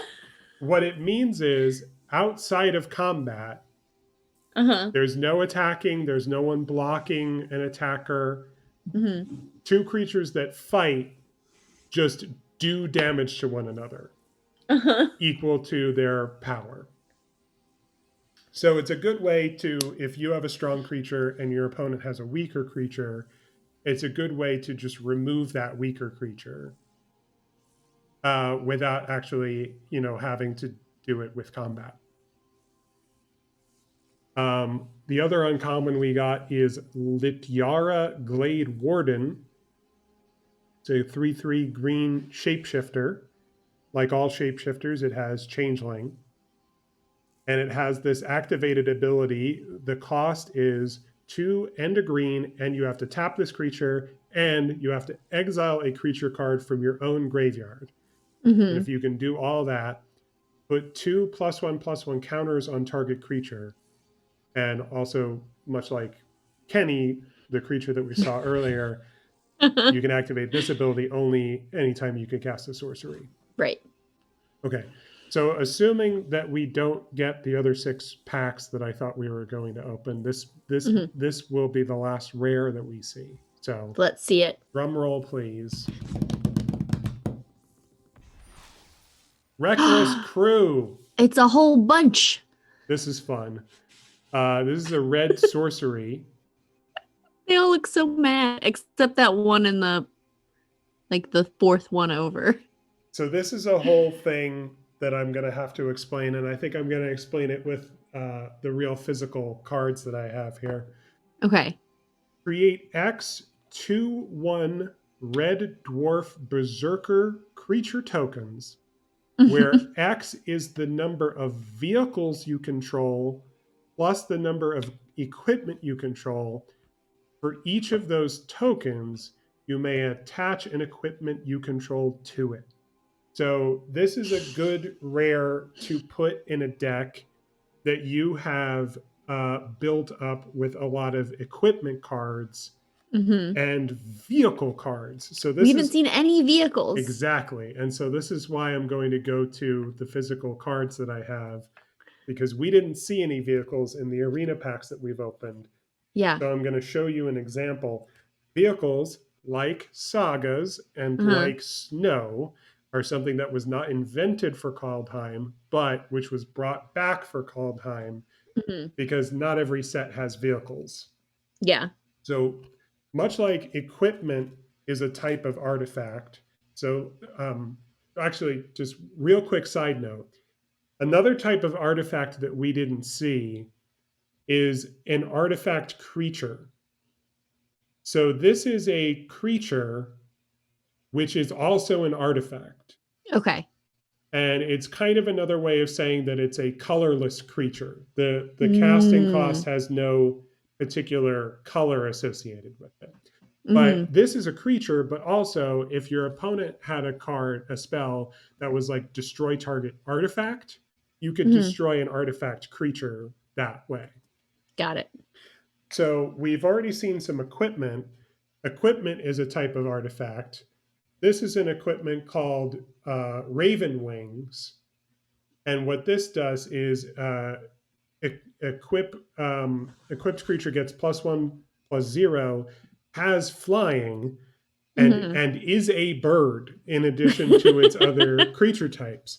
And so, like equipment does, this costs 2 just to put onto the battlefield, and then it costs another 2 to equip it to a creature. Okay. What's neat about equipment is that when the equipped creature dies, the creature goes to the graveyard, but the equipment doesn't go with it. It stays on the battlefield, and you can actually equip it to someone new. So somebody else can pick it up, essentially. Right. Which is, so that's sort of the advantage to equipment, as opposed to auras, which are really similar. It's like enchanted creature gets plus whatever. Enchantments don't have equip costs. They don't go onto the battlefield and then it costs more to enchant someone. It just goes right from your hand to the creature. That's the benefit. However, if that creature dies, the aura goes to the graveyard with it. Right. So that's the advantage that equipment has over auras. Now, the reason we're really here, vehicles. And I'm going to change my background real quick because I like being able to hold up cards, but the background sort of interferes with that. So I'm going to try the blurry version, and we'll see if it blurs out the cards or not. I haven't tried this. So here's an example of a vehicle. That's a boat. It's called Raider's Carve. So as you can see, all right, this is blurring out the card. So I'm just going to do no background. And you can see a glimpse of my home. What did Elliot say when you had that filter up and he saw you? Do you remember? He was like, why is it blurry? Yeah, he might have even said blurry. Yeah, he was like, he immediately was like, what is happening? I don't like it. Make it go away. He didn't like it. Hang on, I'm just going to make one adjustment to the environment behind me really quick.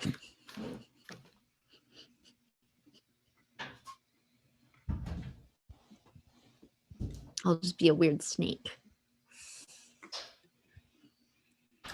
Okay, I'm back. When I leave that door open, then the camera just has a clear line of sight into the bedroom, which I am not especially comfortable with. So I like to close that door when I'm going to do this. So we were just looking at Raider's Carve. So Raider's Carve is an artifact, and it has a power and toughness. However, unlike we were looking earlier at Bloodline Pretender Mm-hmm. as an example of an artifact creature, it has a power and toughness Mm-hmm. because it's an artifact creature. Mm-hmm. But this is not a creature, and yet it has a power and toughness. It's a vehicle. Mm-hmm. And as a vehicle, it has this ability called Crew. It has Crew 3. I see. And what that means is you can tap any number of creatures you control with total power 3 or more. Mm-hmm. And when you do that, this vehicle becomes a creature until end Got of it. turn. So it's as if Well, we can't really see Will. there's a ghost, though. I'm concerned about the ghost. I know the dog is over there. So the dog did not do that. So it's as if you are tapping creatures that you have to crew this vehicle. That's so funny. I Isn't that love so that. funny? Yes. And so this also has an ability which says whenever this vehicle attacks, you look at the top card of your library, and if it's a land card, you may put it onto the battlefield tapped. So that's neat. Mm. This is one of 2 vehicles that I got in my real life Kaldheim boosters, and I think you'll like the other one just for what it is. It's called Funeral Longboat. You just have to tap one. Yeah, it's only 1 to crew it, and it's Of course. a 3/3, and it has vigilance. Oh my God, that's so funny, Will. Yeah. So unfortunately, I wish that it was that you had to do something from your graveyard somehow. for Funeral Longboat, yeah, it seems like there's sort of a missed opportunity there for some extra Yeah. flavor. I'm Like, not sure, considering that we have not actually played the game yet. I'm not sure how I could imagine that working, but it seems like there should be a way. no, it absolutely should be like you can crew this with creatures in your graveyard or something, or like whatever. pull one creature from your game graveyard, but it's immediately tapped to crew this boat, basically. Right. Or like whatever creature you tap to crew Funeral Longboat, sacrifice that Goes to the creature graveyard. after, yeah, combat. Um, it would have to be a much stronger card to justify that, but that would be good and it Hmm. would be fun and it would make sense. We haven't talked at all about flavor text. The flavor text on Funeral Longboat is a quote. Cast onto the windless water, he drifted until the sea turned to sky. And that quote is attributed to Saga of the Lost King. Mm. So I think vehicles are just really fun in theory. Unfortunately, I got 2 of them, and I just haven't found any reason to justify putting them into one Yeah. of my decks. But in theory, I would like to. Hmm. Seems like sort of a missed opportunity. I've gotten like a bunch of sagas that I haven't put into any decks because again, I don't have the other cards to like combo with them to justify it. Um, Yeah. and I showed you earlier the 2 copies of Egon that I got.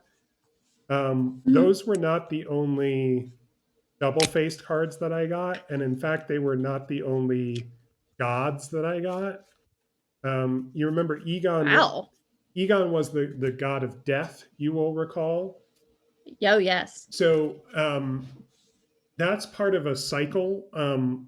A cycle refers to when in a set there's like how do I put this? It's like variations on a theme. It's like Hmm. for each color, there's one in this cycle. So Egon, god of death, Okay. is black. Bergi, god of storytelling, is red. And this is also a double face card, and it's also a rare. And on the other side, we have Harnfell, Horn of Bounty, which is a legendary artifact. I love that. And there, I also got a white one, I believe. I'm just searching through. Ah, yes. So here's white entry in the cycle. Rydane, God of the Worthy, Ooh. on one side. And then on the other side is the legendary artifact, which is Valkmira Protector's Shield. Nice. So I can't remember if I said this when we were looking at Egon, but the deal with dual face cards is that you just choose one or the other, which one you're playing. Oh. It's like you have two Okay. cards and you can play one of them. And as I was searching through my extras here from KALDHEIM, I realized another sort of neat thing that I could point out is that they make these cards which are called showcase cards, which basically just have like an alternate art style that mostly has to do with like the border around the art. And yeah, so, I feel like I've seen Aaron Hansen open up those before. Aaron, because of course that was the thing I noticed. Right. Aaron, when he is opening magic cards rather than Pokemon or something else, he often likes to open up collector's boosters. And so you'll see him get, from those collector's boosters, a lot of rares, a lot of foils, and a lot of showcase cards. And so I got Arnie Broken Brow, and this is an example of what a showcase card looks like in KALDHEIM. It's got that neat border around it. Yeah, that looks great. Yeah. It leaves a big impression. So while I am not sharing my screen, I'm gonna close out Arena, and then I'm gonna open it up again. And I guess anyone watching will be able to see what I'm doing. So there's really no point in not sharing my screen with you. But I'm gonna, as soon as Arena is running again, I'm gonna try one more time to use the second code that I got. Oh yeah. If it works, then we'll open more packs, and then that'll probably be it. And if it doesn't work, then I have 2 suggestions for Plan B, which I will share with you as soon as this does not work. And I can tell you while you're doing that today is a really special day. I put this on Google as a Google event on my calendar a few years ago, thinking, well, I'll get to this eventually, and then I'll remember that I put this on here. Today, it has been 20 years since the song What Would You Do by City High was released. The song that all introduced us for the first time to the complexities about why somebody might go into sex work. Oh. Do you know what song I'm talking about? I don't think I do. Well, let me tell you, I can sing the whole thing. I bet you can. Boys and girls, let me hear a true story. Saturday night was at this real wild party. They had the liquor overflowing the cups. About 5, 6 strippers trying to work for a buck. When I took one girl outside with me. Her name was, what was her name? Her name was Ronnie, maybe. She went to junior high with me. I said, why you up in there dancing for cash? I bet a whole lot's changed since I've seen you last. She said, what would you do if your son was at home crying all alone on the bedroom floor because he's hungry and the only way to feed him is to sleep with a man for a little bit of money and his daddy's gone somewhere smoking rock now. Maybe should have saved this for when I had to step away so you had something to vamp with. Well, the chorus ends, I ain't got a job now, so for you this is just a good time, but for me it's what I call life. That's Yeah. But we had some talks about this when I was 12 and in the 6th grade. We talked extensively about this song. It seemed quite complex at the time, and actually it kind of is. When you say we talked about it, you mean with your peers, or do you mean like this was such a Yeah. oh, okay. I was thinking maybe the alternative was this was a popular and controversial song causing like adults to be like, we need to step in and have a conversation with our kids about I what don't this think song so. means. I definitely remember talking about it with Mr. Patterson, who was my 6th grade teacher. Like, we all sort of like in our class were like, yeah, but like, what else is she supposed to do? Mm, You know what I mean? right. Okay. So I want to say something real quick and then plan B. Okay. So the first is I, have you enjoyed looking at these cards and learning a little bit about the game at all? Yeah. Would you do this again? Yeah. So I just wanted to say real quick because I'm excited about it. When we will probably do this next, which is the next set is coming out in mid to late April, Oh, and of KALDHEIM? well, Kaldheim is a set. Oh, The okay. Oh, so a whole new set is coming out in April? How yes, often do sets come out? about 4 a year, so like Oh one my per God. quarter. So I'm okay. So since you're curious about this, I'm going to go in reverse chronological order because they've Okay. announced the sets for the year. So it started with Mm-hmm. Kaldheim in February. Mm-hmm. End of 2021, they're releasing what they're calling Return to Innistrad. So the whole world of Magic the Gathering is made up of these different planes, like sort of Mm-hmm. like realms of existence, like sort of like the multiverse. Mm-hmm. And so Innistrad is an old set from the history of Magic.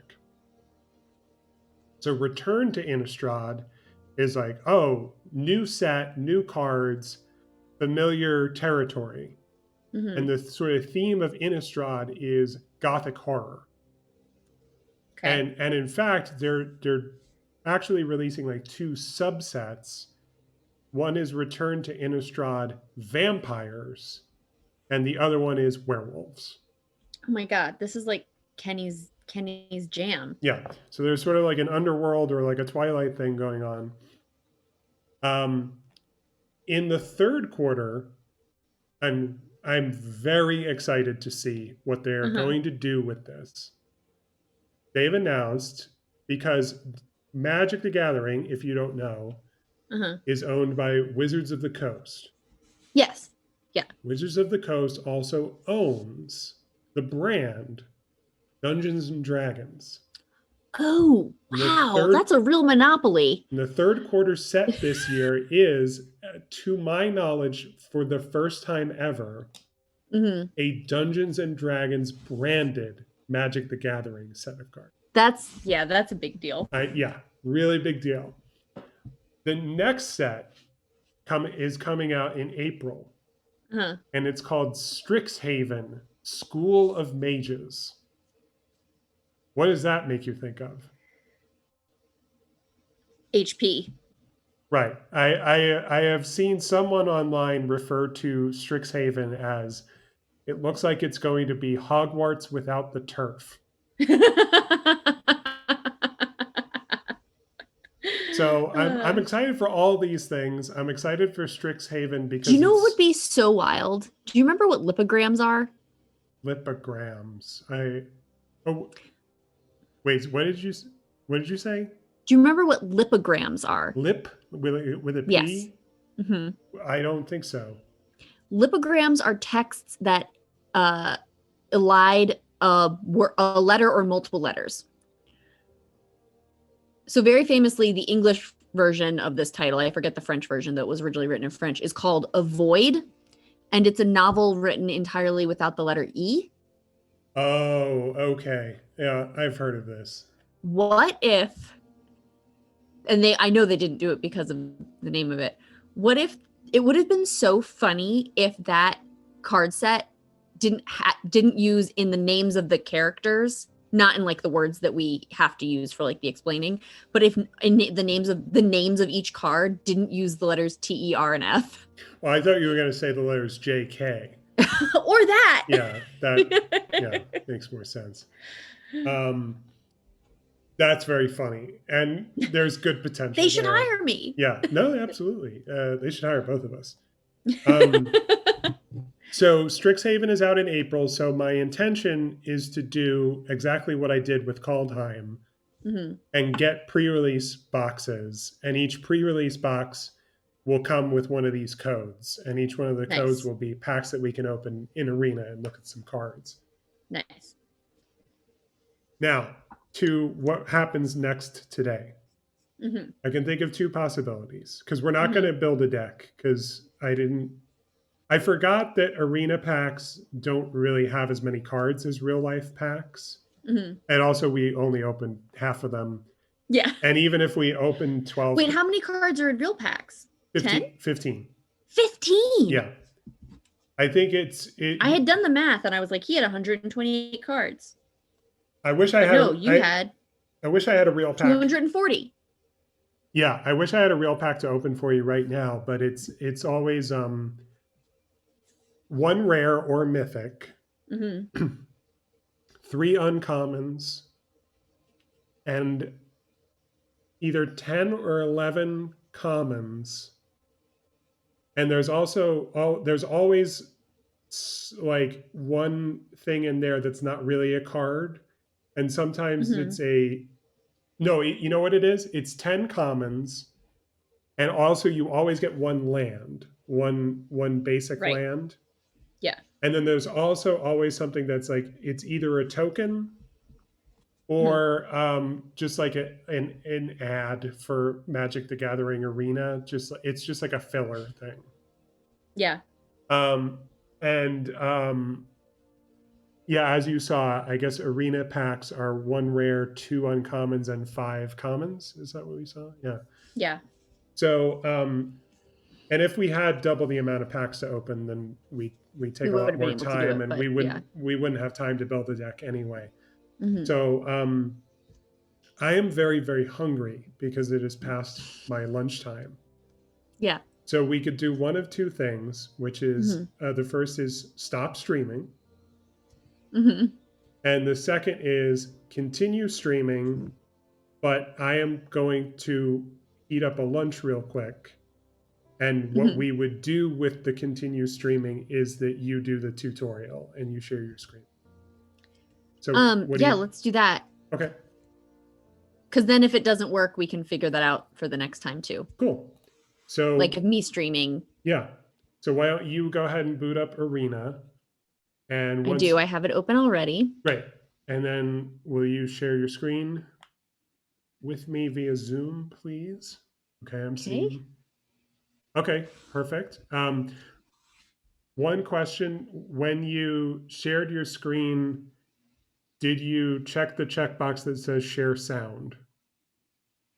Oh, I don't know. Let me go back. I do. I don't think. Wait, can you hear the sound?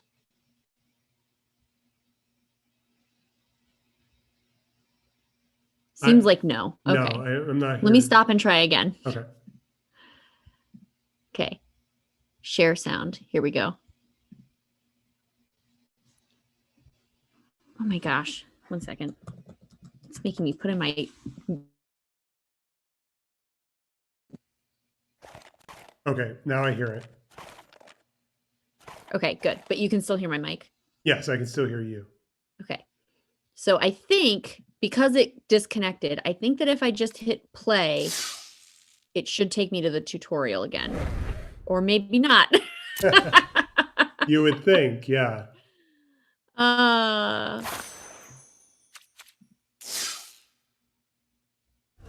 Okay, let me try to, I'm going to stop sharing. Oh, no. Okay. I was going to say there's a little gear in the top right corner. Can you? Oh, yeah.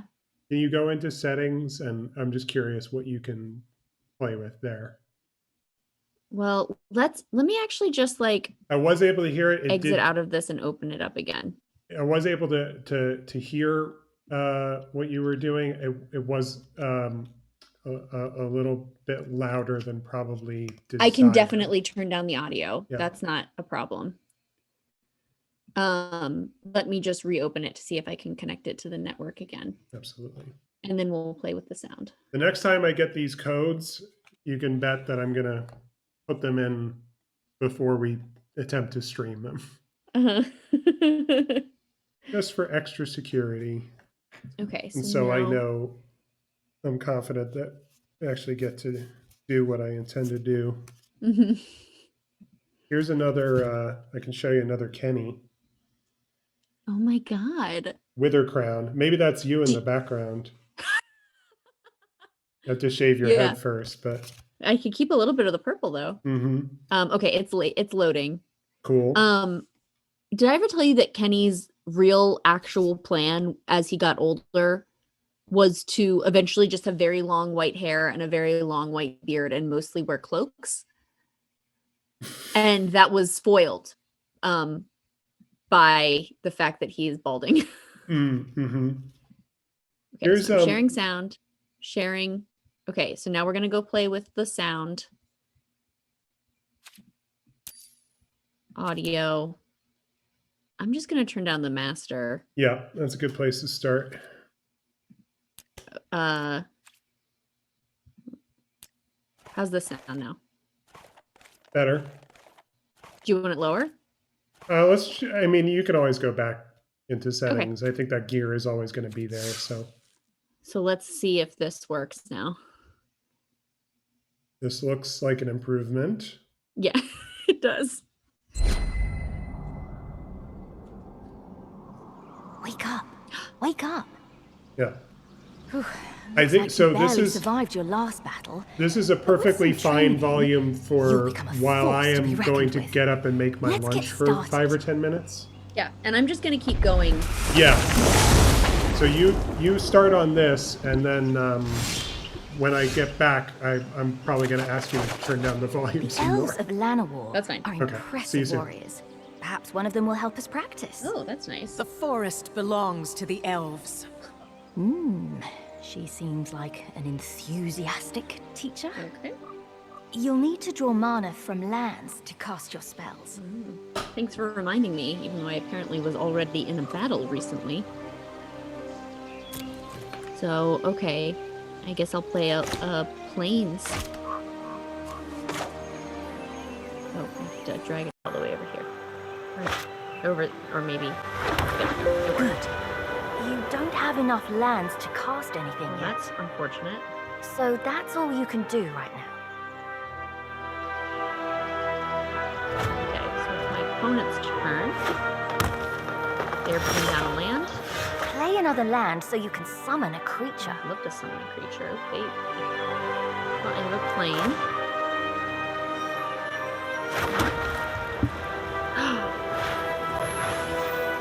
So I can summon the Shrine Keeper.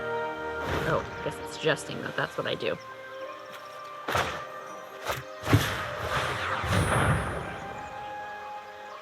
Okay, tapped. Tapped lands can be used on your next turn. Okay. You can summon creatures to fight for you. Okay, Navi. Okay, now what do I want to do? Oh, it's my opponent's turn.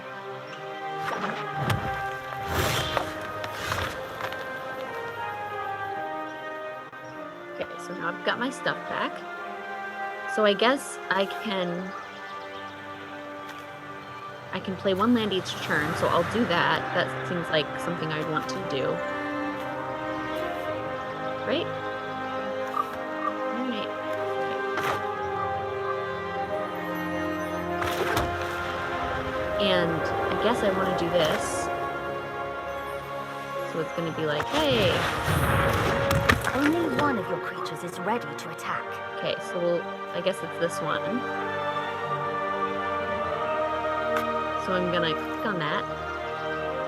Click on the creature you want to attack with. Creatures can't attack on their first turn, so this one can. No attack. All attack? Oh, here we go. Kick one attacker. Okay.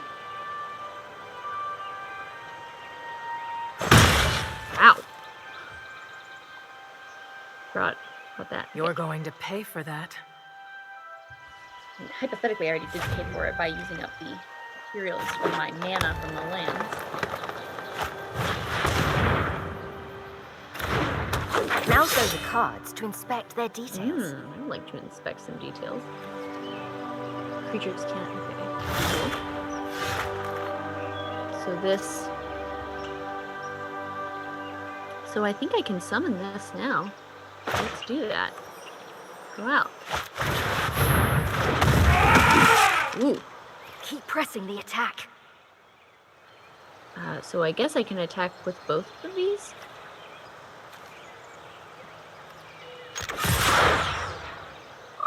Yeah, go.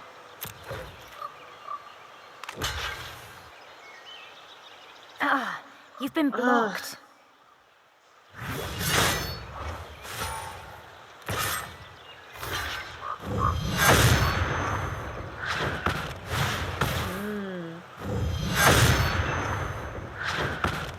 I appreciate the math.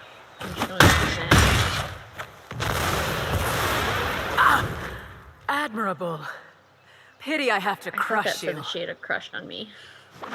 It's unfortunate that she did not.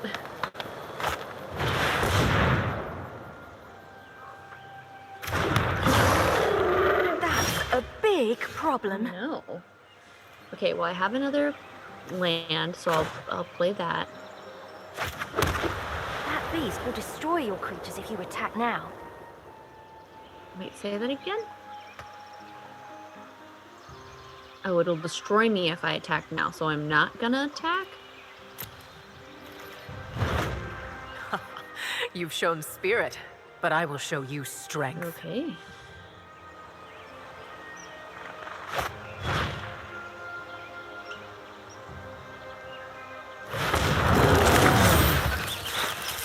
That seems really bad for me. Stand your ground. One of your creatures can block it. Can I, though?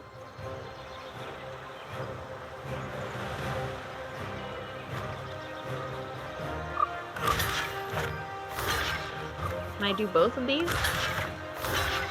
Okay. Oh, block with only one. Never mind. I take it back. Oh.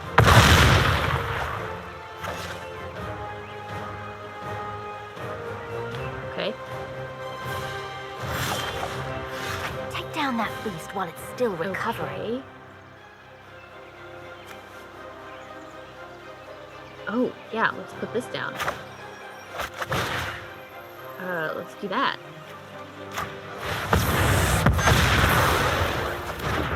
Oh, you're not No, making why this would I make easy. this easy? And I want to do an all attack so I can attack her.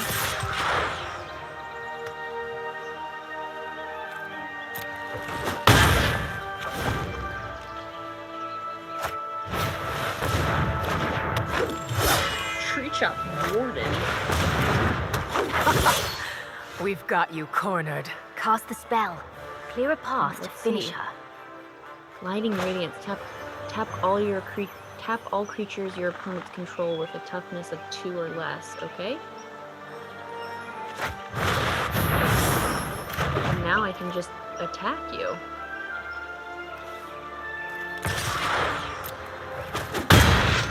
Well fought, outsider. Thanks. You also seem like remarkably bad at this. Victory! Why does love always feel like a battlefield? Okay. Yeah, I guess I want to leave the match well done.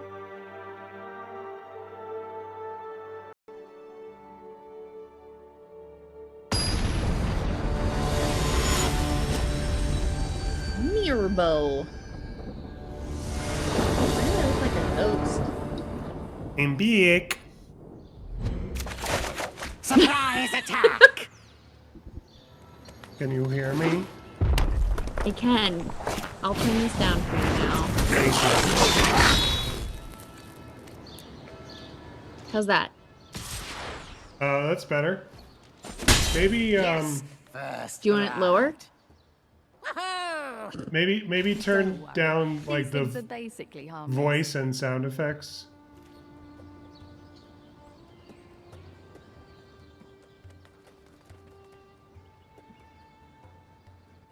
Cool, How's that? Yeah, let's try that. How's it going so far? So I'm gonna play a land. Always a good place to start.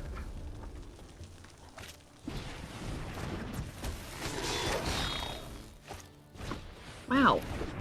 Okay, maybe worry just. Okay, a little Navi. bit. So Oh they're no. so Wow, they're- wow, wow. Aha! Second blood. So they're teaching you about haste, which is something that we didn't talk about. Have you been acquainted with the fact that a creature you play can't attack immediately? Yes. Yeah, so your opponent's creatures have haste, which is a special ability that So they means... can attack immediately. Exactly. I don't know if this was ever actually printed on any cards, but the way I learned was that creatures can't attack on their first turn out because they have what's called summoning sickness. Oh, where that came from. You just summoned them from, like, I don't know, another realm, or maybe the Pokeball. ether, or maybe nothingness. And that makes them queasy. You need some time to acclimate to their new environment.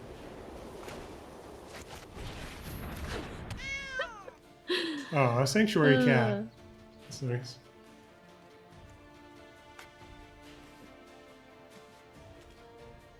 Oh, okay. Next. Your creatures aren't tough enough to survive being blocked. Hold them Okay. back. No attacks. He's got a 3/3, which he can block with. Summoning sickness doesn't have anything to do with blocking. Okay. Okay, and turn. Oh. Cast both of your creature spells. Sorry.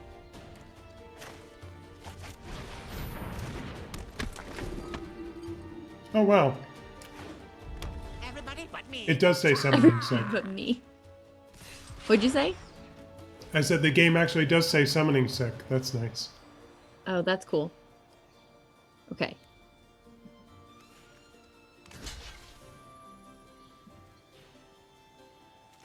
Can I block each one? Yeah. So the thing to remember is there can be multiple blockers assigned to one attacker, Oh. but you can't have one blocker block multiple attackers. Okay, so I can go like... You could gang up on that 3/3 with two of your blockers, but you couldn't have just Sanctuary Cat block both Raging Got it. Goblins. So I can do this.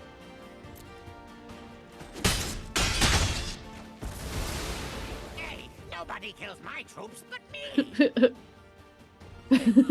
Wow, that card just responded. Goblin Grenade, jeez. Very funny card. Oh! My turn indeed. Just Okay, very, so I'm very gonna put good this flavor. down. I'm gonna use both of these and attack. Ow, ow, ow. Where's an army of expendable Yeah, where minions when you indeed. need one? You expended them, bro. Here it is.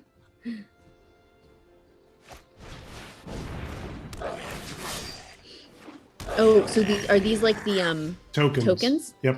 Nice. Okay, so I want to put down this, and I want to play the Spiritual Guardian.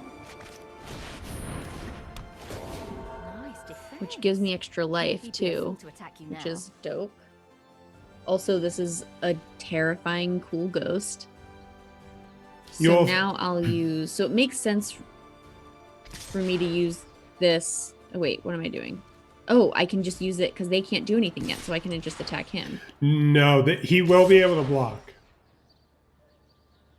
Oh, so I should attack these guys? No, I Well- can't, because I can't...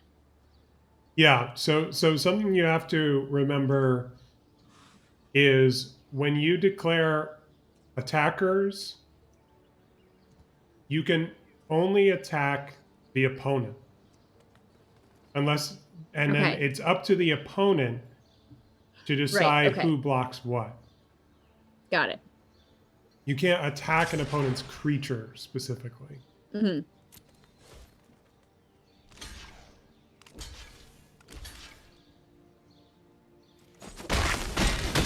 Nice.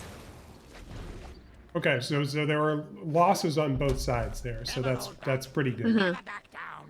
Never walk barefoot in a goblin warren.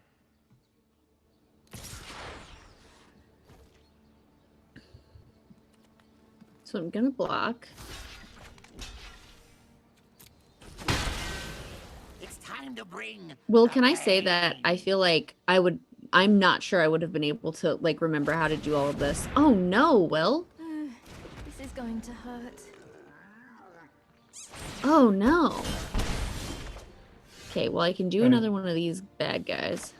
You're gaining more Get life. back some life, which is Good. cool. And then, I mean, I guess do this, but, or yeah. That's pretty good because you'll still have a blocker if he chooses not to block and Yeah. to attack. Yeah, so he's going to attack, but you can block and Oh no, I hit the wrong button. That's fine. A good general knows when they're beat. So you should probably give up now. Take vengeance. Destroy target. There we go. I would like to take vengeance against that guy. indeed. And now I can just attack him and win. Have mercy on me. I'll attack. please. 2 attackers. I won Pokey beats that the red. tutorial. Phase 2 complete. What are you eating? I am eating chicken fingers Ooh. with curry ketchup Hmm. from Gray's Burgers and Fries, Oh. maker of fine dipping sauces.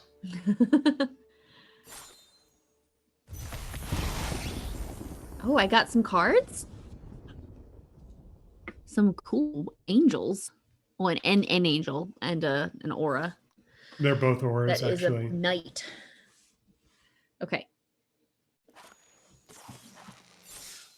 You're a So- good Look, I'm learner. fighting a Zora So next. Let's try a more Yeah, that's right. challenging I lesson. think they're called merfolk. Follow me Mm. to Ixalan. There's a mystic there who spent his life studying the nuances of combat. So the tutorial makes you play with mono white and then sort of puts you up against each other color one after another, which kind of gives you a sense of what you can expect from each color. Ah, okay. Like you're, white. He might look like any other merfolk. There but tend to be a his lot powers of life gain so cards patient, in white. Keep an open Mhm. mind.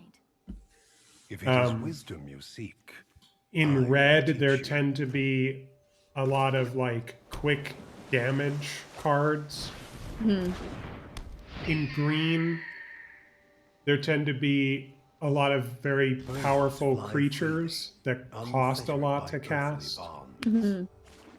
In blue, there tends to be a lot of like counter spells and sort of tricksy things. Mhm. Blue and white tend to have the most flying creatures. That makes sense. And black tends to be Everything is connected. a lot of like You must understand. sort of like sapping land, life force, a lot of like stuff that has to do with your graveyard. Basically like undead stuff. That bird can fly over any blockers on Now the they're map. teaching you Cool. about flying.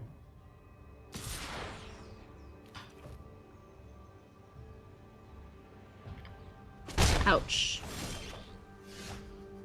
So play another one of All these. right, you give it a shot. Play this friend.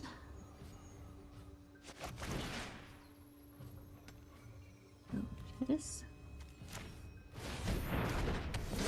Good. You've been Oh, paying thank you. attention. And then we'll attack.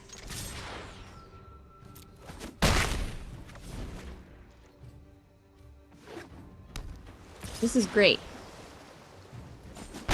I don't have to keep track of anything. Yeah, they just. Oh, Will, look at this guy. Yeah, yeah. Shorecomber crab. He lives inside a human skull with a hat. With a hat. Crab wearing a collar. But does he keep a sandwich in there like Paddington? Hmm. Okay, let's see. Oh,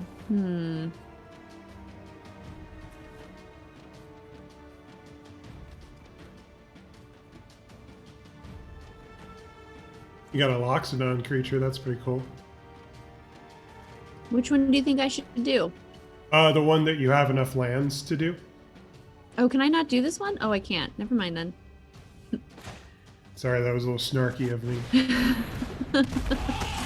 I would have found out soon enough. Yeah.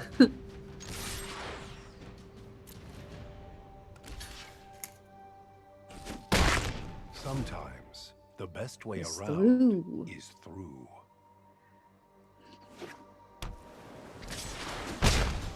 Battles ebb and flow. Okay.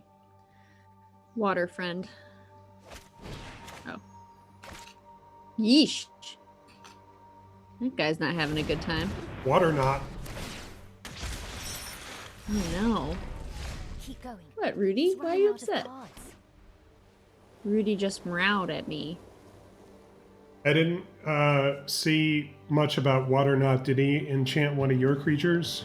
Yeah, I think he did. Hmm. It tapped my line breaker. Right. So it's just sort of permanently tapped as long as it has that aura on it. How do I get it off? I mean, you would have to have a spell that was like destroy target enchantment or something like that. Oh, I don't have any left. Okay.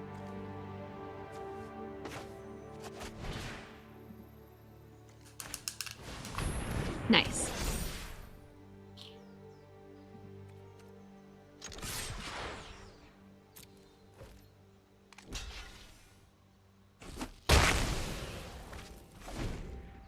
Goodbye, cute crab. Ouch. If you keep to the shallows, you'll never learn the secrets Well, of that's the depths. obvious. Yeah. Wow, that sounds No, it doesn't. deep.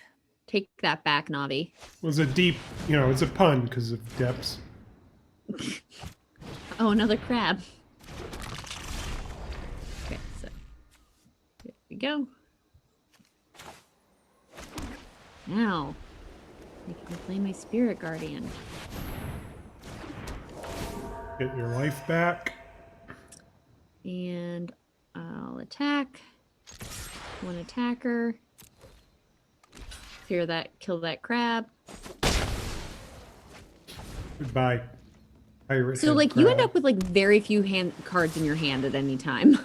Well, if you're in a good game, yes, that is generally true. The ocean. In the tutorial, they're setting things up to get like right to the point that they're trying to make. Right. Oh, So in a real game, you would start with 20 life points, and you would start, with 7 cards in your hand. Uh-huh. And you can, as you know, you can only play one land at a time. Right. So in a normal game, at this point, you would probably have still like 1 or 2 or 3 cards in your hand.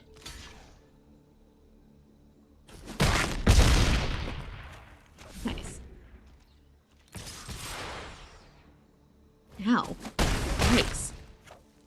The student is a river. The teacher is an ocean. The master is also Okay. an ocean. Wait, what? That last one sounds a bit I'm fishy. glad they're making fun of him. That's just a dinosaur. You know what? The mystic I was thinking of isn't even a merfolk. So, I actually don't know who this guy is.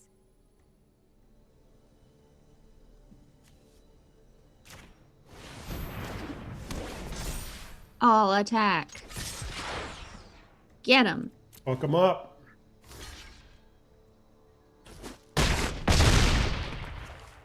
It was fun while it lasted. So dramatic. Victory!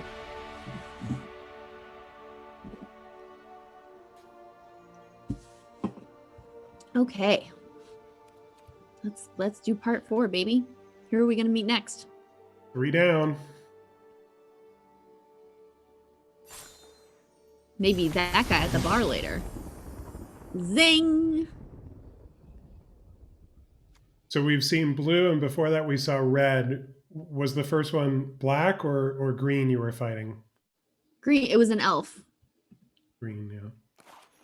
So this one will probably be black. Okay, you're almost ready to take on anyone, including whoever roughed you up in the first place. It made me lose all my memories of how to fight, apparently. Dragon Hand Shadow. Hello. Cool.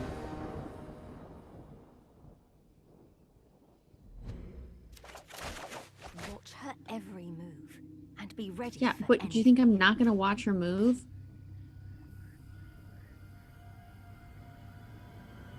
Oh, what pretty little thing has wandered into Oh, my web? thank you. Hello. So I think they are going to use this opportunity to teach you about instants.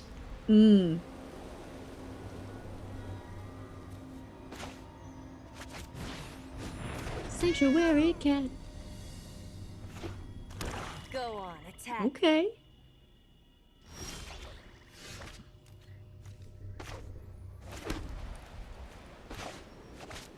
Because it's like, I'm thinking right now, I'm so smart, I'm gonna attack her.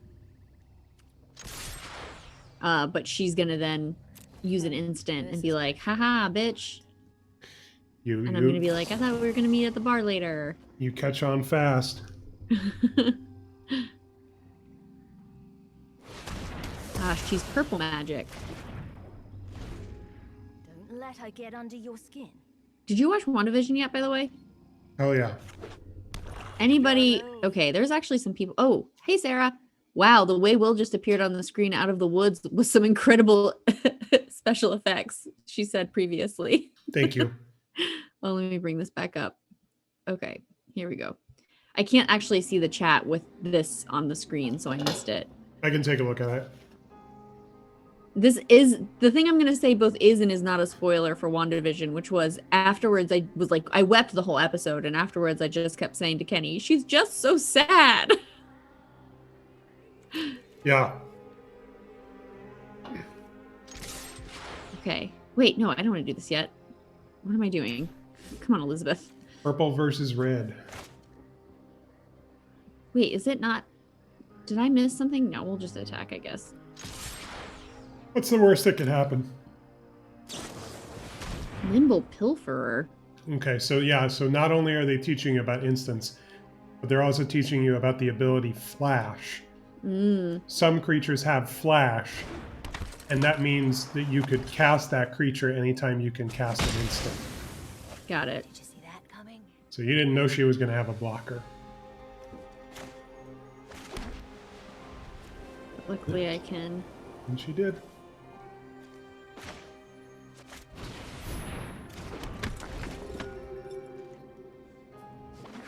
So far she's done no damage to me though, so really who's winning, you know? Right. It's true. It's a So stalemate, does it really. make sense to put down like basically just like land every single turn if you have it? You absolutely have to, yeah. Okay. I mean, not literally, but I can think of no good reason why you wouldn't play a land Okay, when there's you no have- reason to conserve that. No, you want as much land out there as quickly as possible.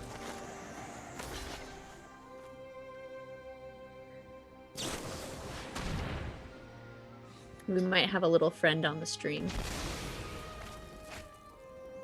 Aw, we don't even get a hit in. Aw. Aw, we don't even get a hit in. Okay, Navi. She's yet to tell me her real name, so... Oh, God! Did you ever drawn an watch instant. the Hobbit movies? You can't Yes. afford to take another hit like that. There's this hilarious part at the end of the last Hobbit movie. Why can't I play this? Oh, because it's an instant. Okay, well, whatever. My life total is low. Hold back your creature to block. What is this? What is it telling me to do? Okay, I just need to not attack, I guess. And, Sorry, yeah, you were saying? For some trickery of And- your own. there's this hilarious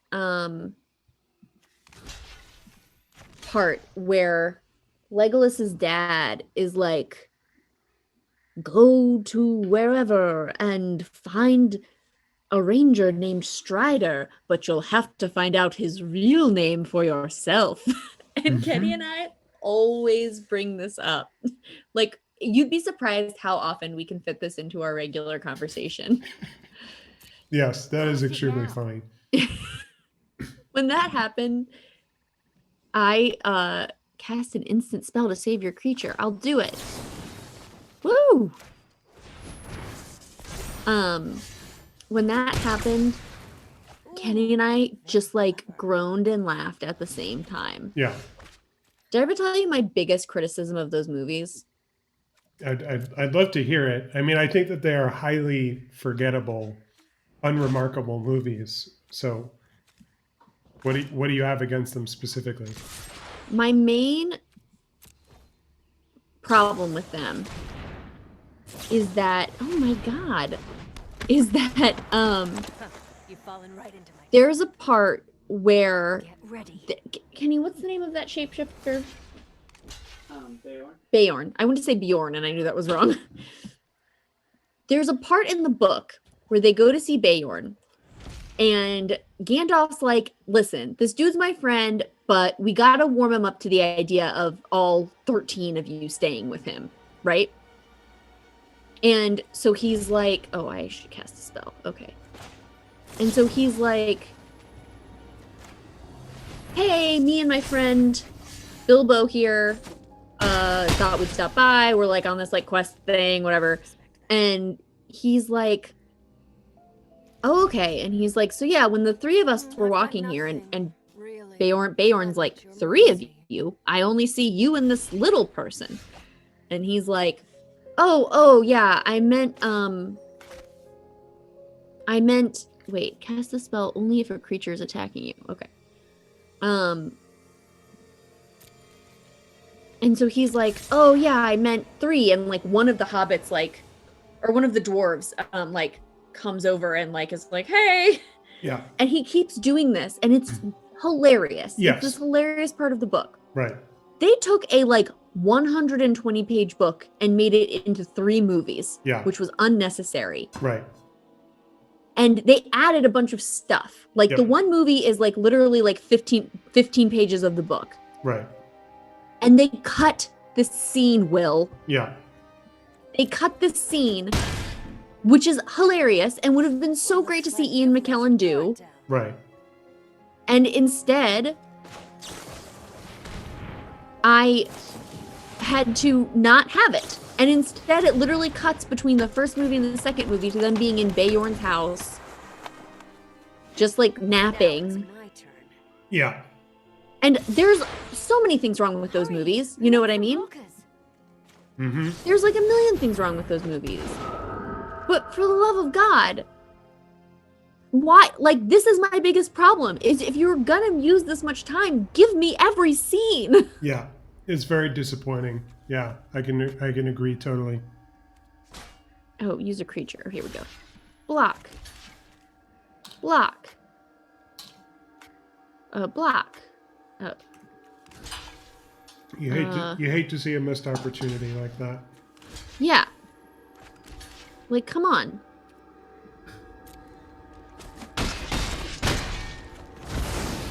Ugh, why won't you die? Why won't you Now we've die? got her. You're so annoying. Okay, here we go. All attack. Woo! I'll be in touch. Especially the scene that is truly like, I think I mean, we haven't read through all the Lord of the Rings books yet, but I think like my favorite scene ever so far. Very clever. Okay, so let's do this last guy or lady. Probably not a non-binary person since we know there's just that one. Ooh.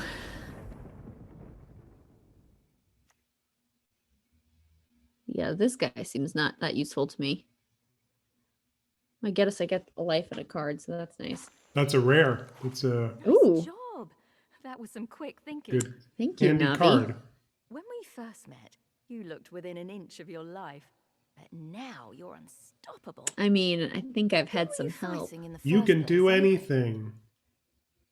I don't know who I was fighting. You're the one that found me. Oh, Oh, no. this guy looks scary. It's Nico Bolas. I really didn't expect to Oh, see this you is what again. destroyed me the last time, Will. Not to be confused with Nico Aris, who is the non-binary This is a terrible planeswalker who idea. we met earlier. This is There's no way you're Nicole prepared for this guy. Bolas.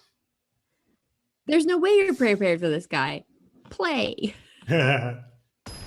I'll show you And tutorial. then after this, I think we'll have to end the stream. Sounds good.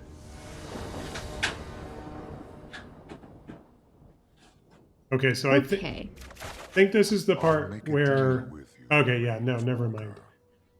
So they're starting you with 20 life points, which sort of made me think that you were going to play a real game. Lose, Uh-huh. and But they're you'll also serve starting you me with 6 for cards, so... eternity. think that they're still holding your hand to make Fight sure as that if your you life succeed. depended on it. How many cards do you normally start with? 7. Oh. So I see. the way that a game starts is you shuffle your library, you draw 7 cards for your opening hand, and then if you don't like that hand, like for example, the main reason why you might do this is you have very few or 0 land cards in your starting hand, you can take a mulligan, Did he just throw away which is a where you dragon? reshuffle, You look surprised. and then you get a new starting I do hand, as but I this time you choose start with with what is 6, not mine. 7. And it is Ah, I all see. mine. And you do this until you have a hand that you want to start with. Got it. And then, Do you start with one less card each time? yeah, exactly. That's how mulligans So at the work. end you could be like, I have 1 card. Yeah, exactly. Everything here exists or perishes. And whoever goes first, Oh. whoever goes first doesn't draw on their first turn. Normally, every turn you draw a card at the start. But on the very first turn, the player who goes first doesn't draw. Got it.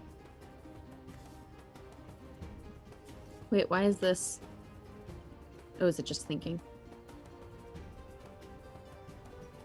I think you don't have enough lands to play that. Oh. Oh, you're right. Then why did it bring it up? Is it Think- just showing me that I don't have enough lands? Okay, cancel. Or I think you, yeah, you might have tapped the lands rather than playing the card. Power is the only thing that Power is the matters. only thing that matters. There's nothing Okay, else. well, you're scary, so. You draw 3 cards, you lose 3 life. I mean, yeah, I'll take it, dude. So I think Nicole Bolas is playing with all colors, Yes, which is something that you would be very unlikely to do in a standard deck. because you wouldn't have enough Standard resources. standard deck is usually two colors or just all one color. I will let nothing stand in the way of what I seek. Not even Okay. death.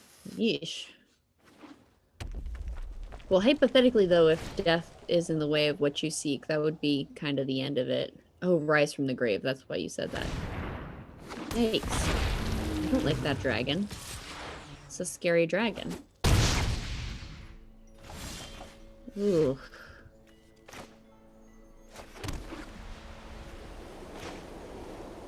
Now you've got 5 lands. Nice. Enough of this. Enough of this. I do like how this dude is just like throwing down island energy or island lands with these like terrifying. It's like, oh, this is so nice. Yeah. This almighty dragon throwing down these like nice beach scenes. Oh God. Yikes. Whoa! Ooh. Well, this isn't particularly inspiring. Speaking of which. Okay, so now I can do this.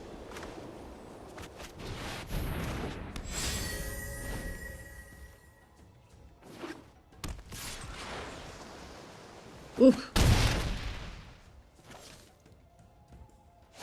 Overflowing insight. Oh, the other thing to know about hand sizes is that 7 is also the maximum number of cards you can have in your hand. Okay, so And what if- happens if you have too many? If you would end your turn with more than 7 cards in your hand, you have to discard down to 7. Okay. And whatever you discard goes into your graveyard. So if it's like pick up 5 cards and I already have like, 3 or whatever. Mm-hmm. Oh, make use of your untapped lands. Oh, sorry. Oh, sorry. Here we go. Just might be able to pull this off. Here we go. Attack. Haha. Nice. Soon there will be nothing left of you. Oh, well, thank you. Guess we will not be meeting at the bar later. You're obsessed with the bar. You've been in What? lockdown too long. I know. Hey! I would love to Oh, sit at a bar succumb and to drink a very fancy cocktail at like 2 in the afternoon. Okay. Which is so- about what time it is here, coincidentally. Yeah. Wow, what a terrifying spirit. Why can't I play this one? Confront the assault. You can cast it when you're being attacked. Oh, okay. Yeah. Next. Hold back so you can prepare. for his Okay. attack. No attacks. Mhm.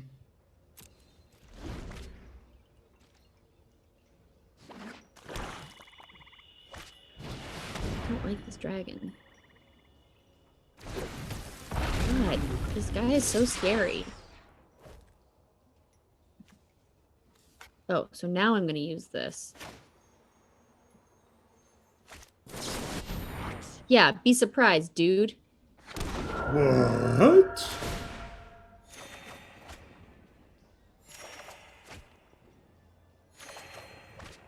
I've underestimated Yeah, you did, dude. So I can't do any of these. I can just block. That's good, right? I don't have to do anything else? You've got something in your hand, maybe, that might be useful. Nothing's showing as something I can play. Okay, yeah, fair enough.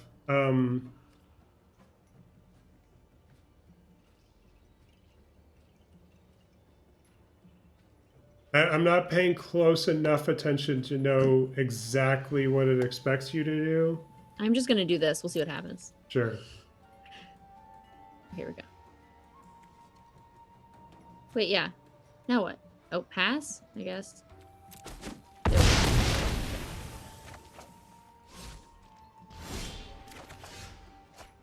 Okay, so now I will do this. Oh, hey.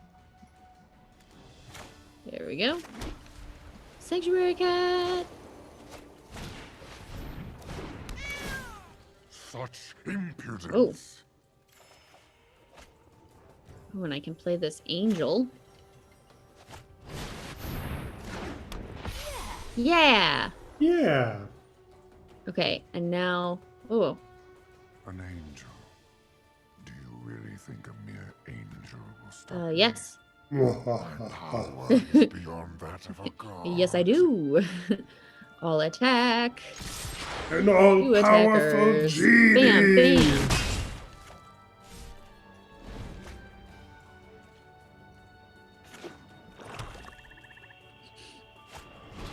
Nico Bolas wishes to be an all-powerful genie. Really? Well, no, I'm just quoting Aladdin. Oh. Phenomenal cosmic power. Itty-bitty living space. Live space. But keep your angel alive. Okay.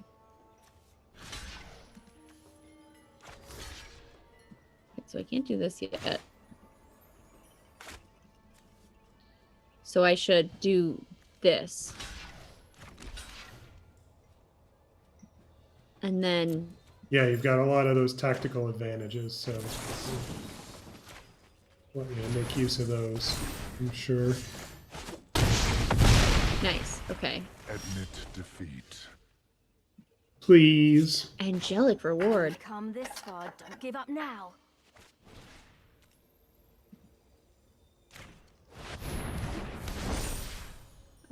All attack. That guy. Bam. Dana is arriving home right now, so you Oh, might good. Then start to hear finish her. it.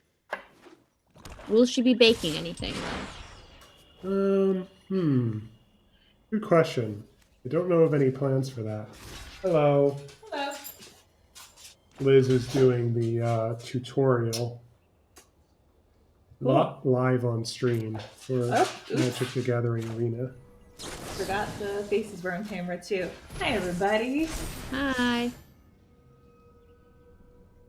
Oh, I guess. Did you show off your cool box? I did. I shouted you out too for buying me the cool box. Cool box. Oh, hell yeah. Here we go.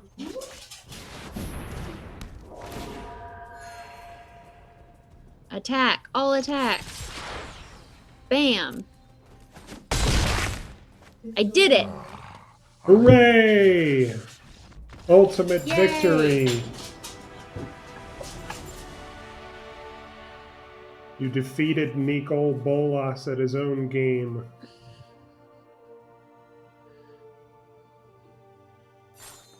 Navi will have to respect you now. Woohoo! That dragon better think twice before he tries messing with you again. That's right. Ooh. Oh, so many decks I unlocked. Why would I ever be anything except the tree one, though? That's like a rainbow dinosaur. Good choice, good choice. I like to The hear power your of life itself fuels your magic. I like to hear your thought process there. It's really hard for me not to just go for the one that's my favorite color. Goblins everywhere. Cool. Okay, so let's see where this goes to now for me.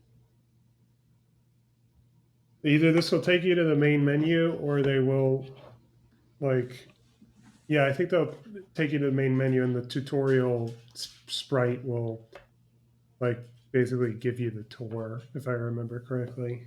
Yeah.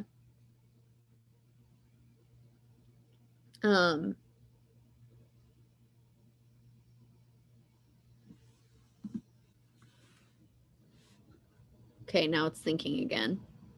Hey, but this worked really well, I'm assuming. Well, Yeah, watching it on my end, it's like a little choppy, you know, it's not super smooth. Okay. But I think if this is always the way that it looked, then like a game like The Witness, for example, would probably be playable.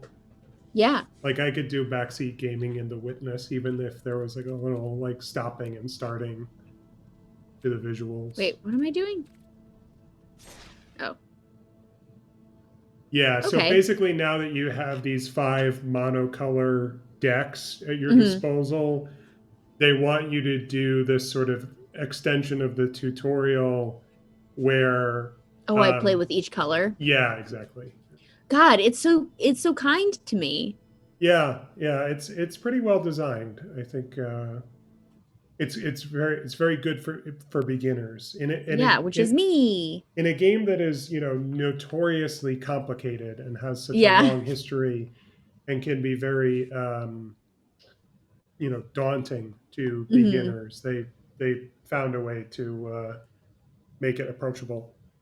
I was just looking through the other, physical cards that I had handy, Mhm. just looking for like something that we didn't see that would be like fun to show off. Yeah. And I narrowed it down to just this one to say goodbye on. It's called Pilfering Hawk. It's a bird that appears to have stolen someone's something. necklace. The snowbird. I love it. Yeah. It's so cute. Kind of funny. Well, that's it for today, huh? Yeah. You have a Good stream. Well, good times. We learned Yeah. a lot, and by we I mean me. Right. And you learned a lot about that song. What Would You Do sung. by City High. Yes.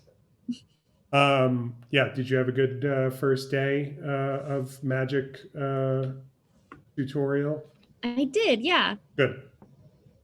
Well, then you must be looking forward to Strixhaven as much as I am at this point. So look forward to that in April. And in the meantime, other games and other podcast topics. Yeah. Okay, Will. All right. Thanks, Liz. Bye. Love you. Love you too. Bye.